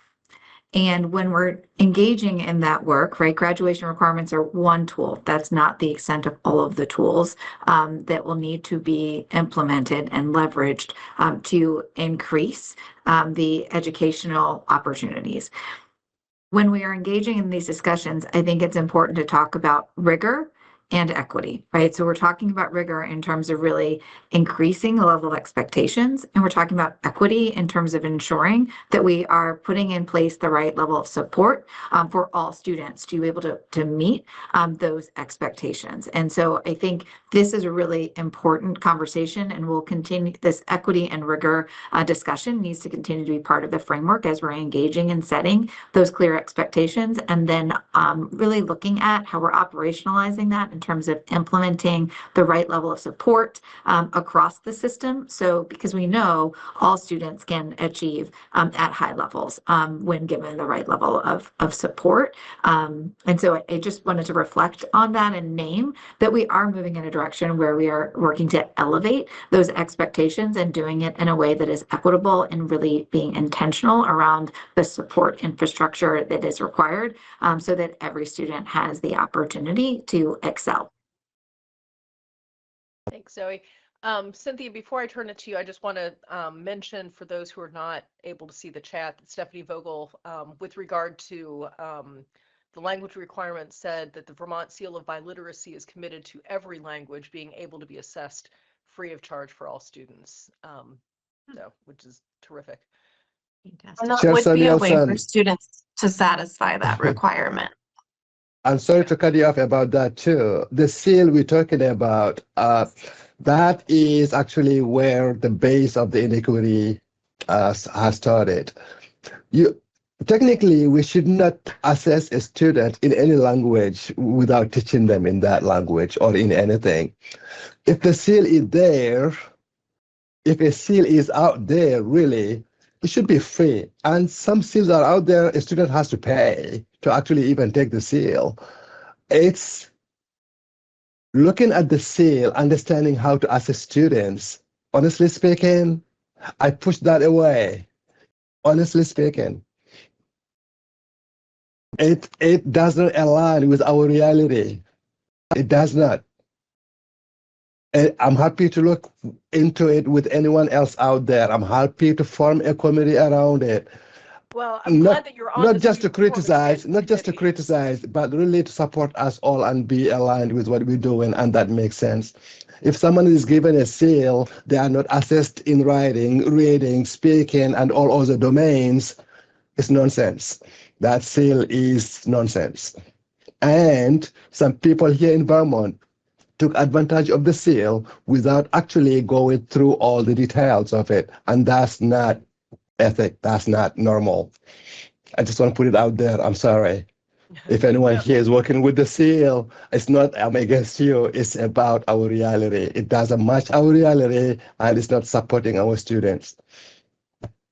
Well, I appreciate that feedback, and I am glad that you're on the Student Performance Standards Committee, because I know this is going to come up as you guys are working through this recommendation for a foreign language credit. So thank you. Cynthia. Jen, I can hold my question. I've got it documented. There'll be further conversations. I know we're in a short today, so that's fine. Well, I'll leave that up to you, but yeah, I'm good. Okay. All right. Well, thank you. All right, we will leave it there. Erin, thank you again. And I'm sure we will be seeing more of you as we work through this. Yeah, I know you've got other things on your plate in the meantime. Appreciated the timeline update from Tammy earlier. Let us know how we can be of further assistance through the process. Thank you all. Thank you. All right, so next up we have. If I may. Sorry, yes. Jennifer. Yes. Cynthia and others, if there were questions that came up today for you that you made note of, like you said, Cynthia, or that percolate as you think this through, feel free to direct them to me and I'll collate them so that the committee has those questions as we start our work on this. Okay. Thanks. Okay, independent school approvals. I'm going to turn this over to Tom. We've got 3 schools that are coming up for renewal today. So Tom, thank you. We do. And I'll begin with priority placements. Priority placements is an approved therapeutic school in Brattleboro serving students in grades kindergarten through grade 12, ages 5 to 22. They have 2 locations in Brattleboro, one for the elementary program, one for the middle school and high school program. They moved from a tutorial to a school in 2019, but they've been in operation for a while. Their facilities are open, filled with natural light, ADA compliant. They have outdoor spaces, and both facilities have kitchens able to be used for instruction. At the time of the visit, there were 10 students in the elementary program, 13 students in grades 7 through 12. Maximum for both programs is 14. They do have a wait list, and they run on a 175-day calendar. Their mission is to serve distressed children and adolescents who are suddenly unable to access their public school education. The visiting team found that they were well managed, safe, positive, effective environment, which is in there also their mission. Students who come to priority placements generally return to their home school in 2.5 years. Their governance structure is currently 5 members and an advisory board, but they're revamping that board mission and expanding to 7 members. And that board will evaluate the head of school, provide community connections and fiscal management, plus their advisory role. Right now, the head of school is the main channel through which people join the board, but that will change once the board is expanded and they can take on that governance committee role. Curriculum instruction at the school was flexible and differentiated. Students had access to additional support. Every school, in line with what we heard today, every part of the school, every course, every program had a focus on writing and literacy. There were a variety of classroom settings, and students did have access to dual enrollment and CTE courses. The staffing of the school meets the professional qualifications required by rule. Staff was able to articulate how they adapted curriculum to meet individual goals and social, emotional, behavioral objectives. They had 2 licensed special educators, a social worker in the high school, and a clinical mental health clinician in the elementary school. Their finances were solid.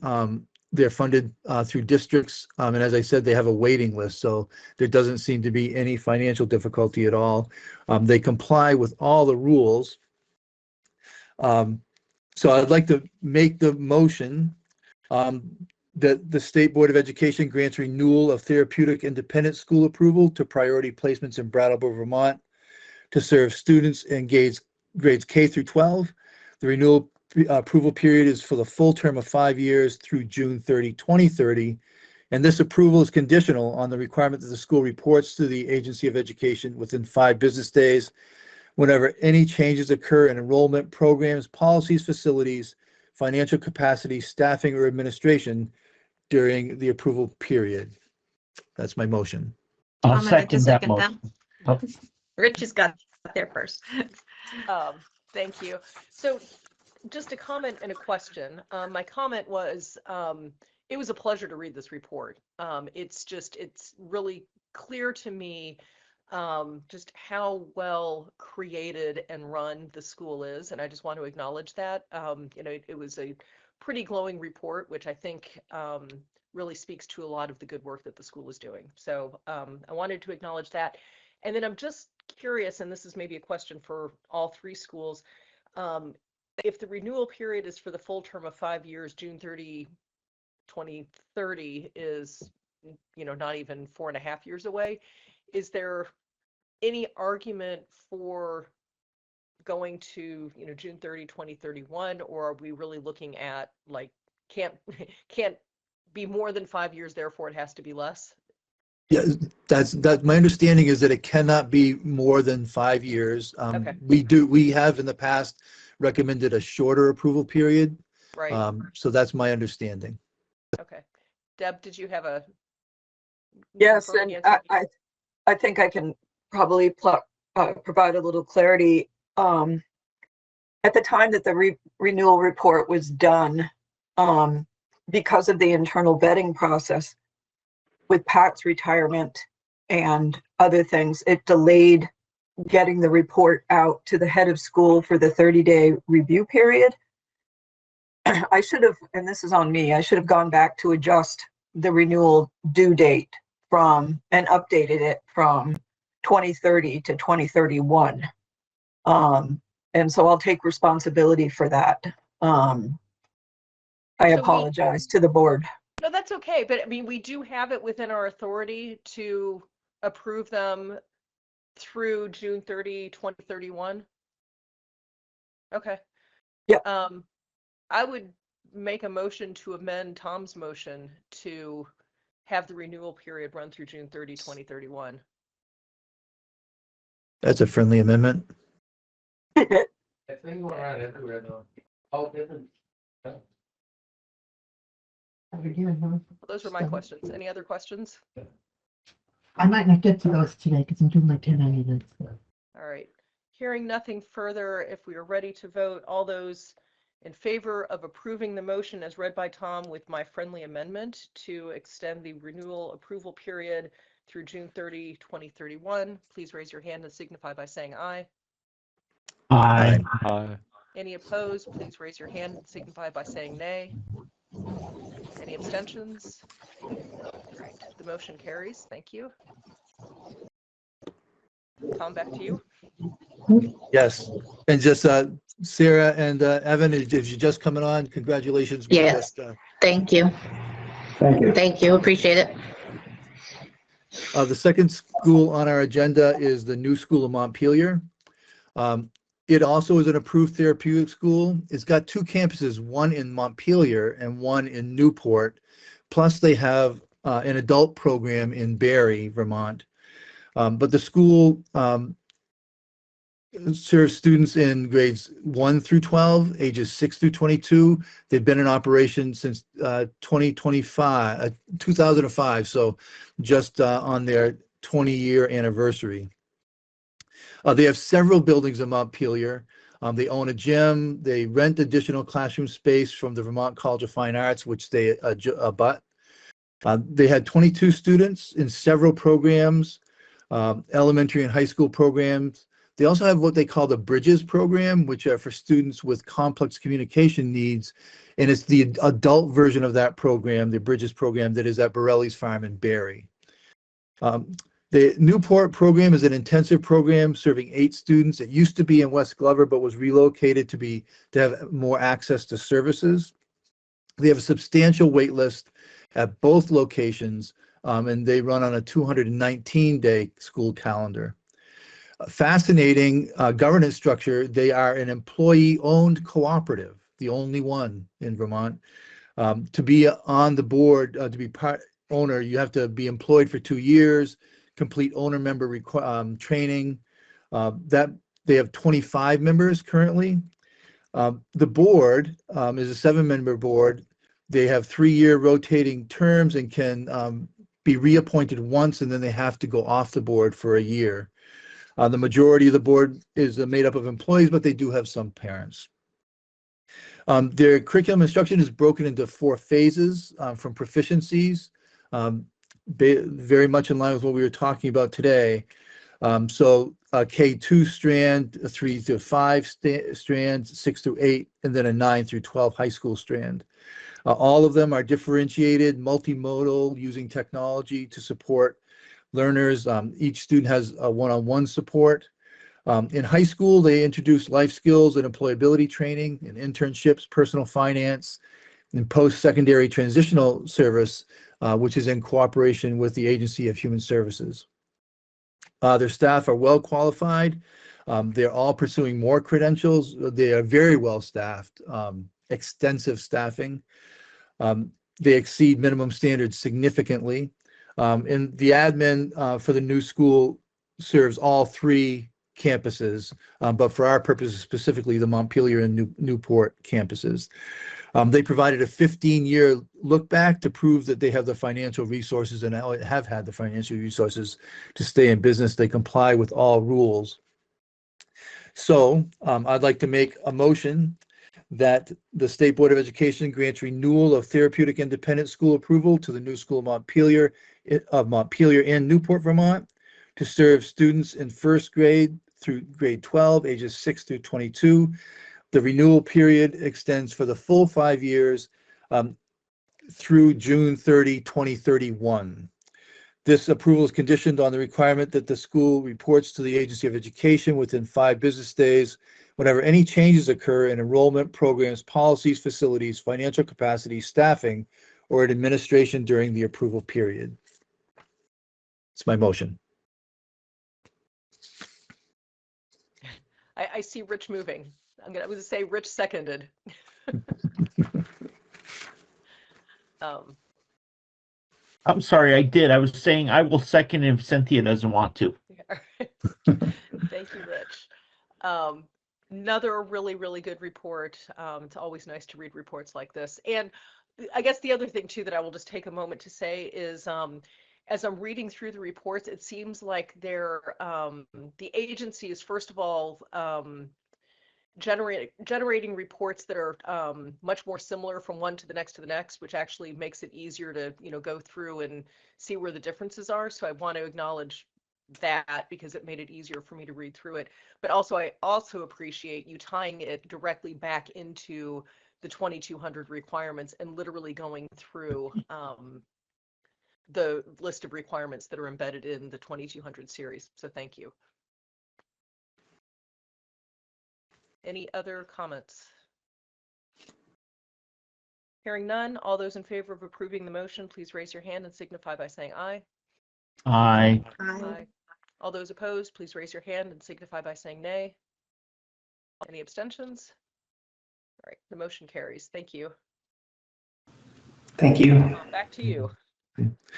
Our third school is Brightality, which came before our committee a few years ago in 2022 for their initial approval, and now they are back for a renewal because the first approval is only for 2 years. For a renewal of approval, but also to amend their application to open a second, another program in another town to serve more students. So Brightality is an approved therapeutic school in St. Albans, serving students in grades 6 through 12, ages 11 through 22. They're requesting to add a vocational program to serve 10 more students, bringing their maximum capacity up to 34. That program will be located in Swanton. At the time of the visit, they had 18 students, 15 in the high school program, 3 in the middle school program. They have a 4-to-1 student-teacher ratio, operating on a 175-day calendar. Their goal is to provide students with confidence and independence in their and to return to their home school if possible. Their facilities is a Victorian building in St. Albans. You might remember back when they were initially approved, we delayed that approval or made it dependent on their doing some ADA compliance renovations. Those have been completed, and the facility is in excellent shape. Their vocational facility in Swanton has been redesigned for their vocational courses, also ADA compliant. Their governance, they are a for-profit school. They have a 7-member advisory board made up of diverse cohorts, mental health provider, local business owner, etc.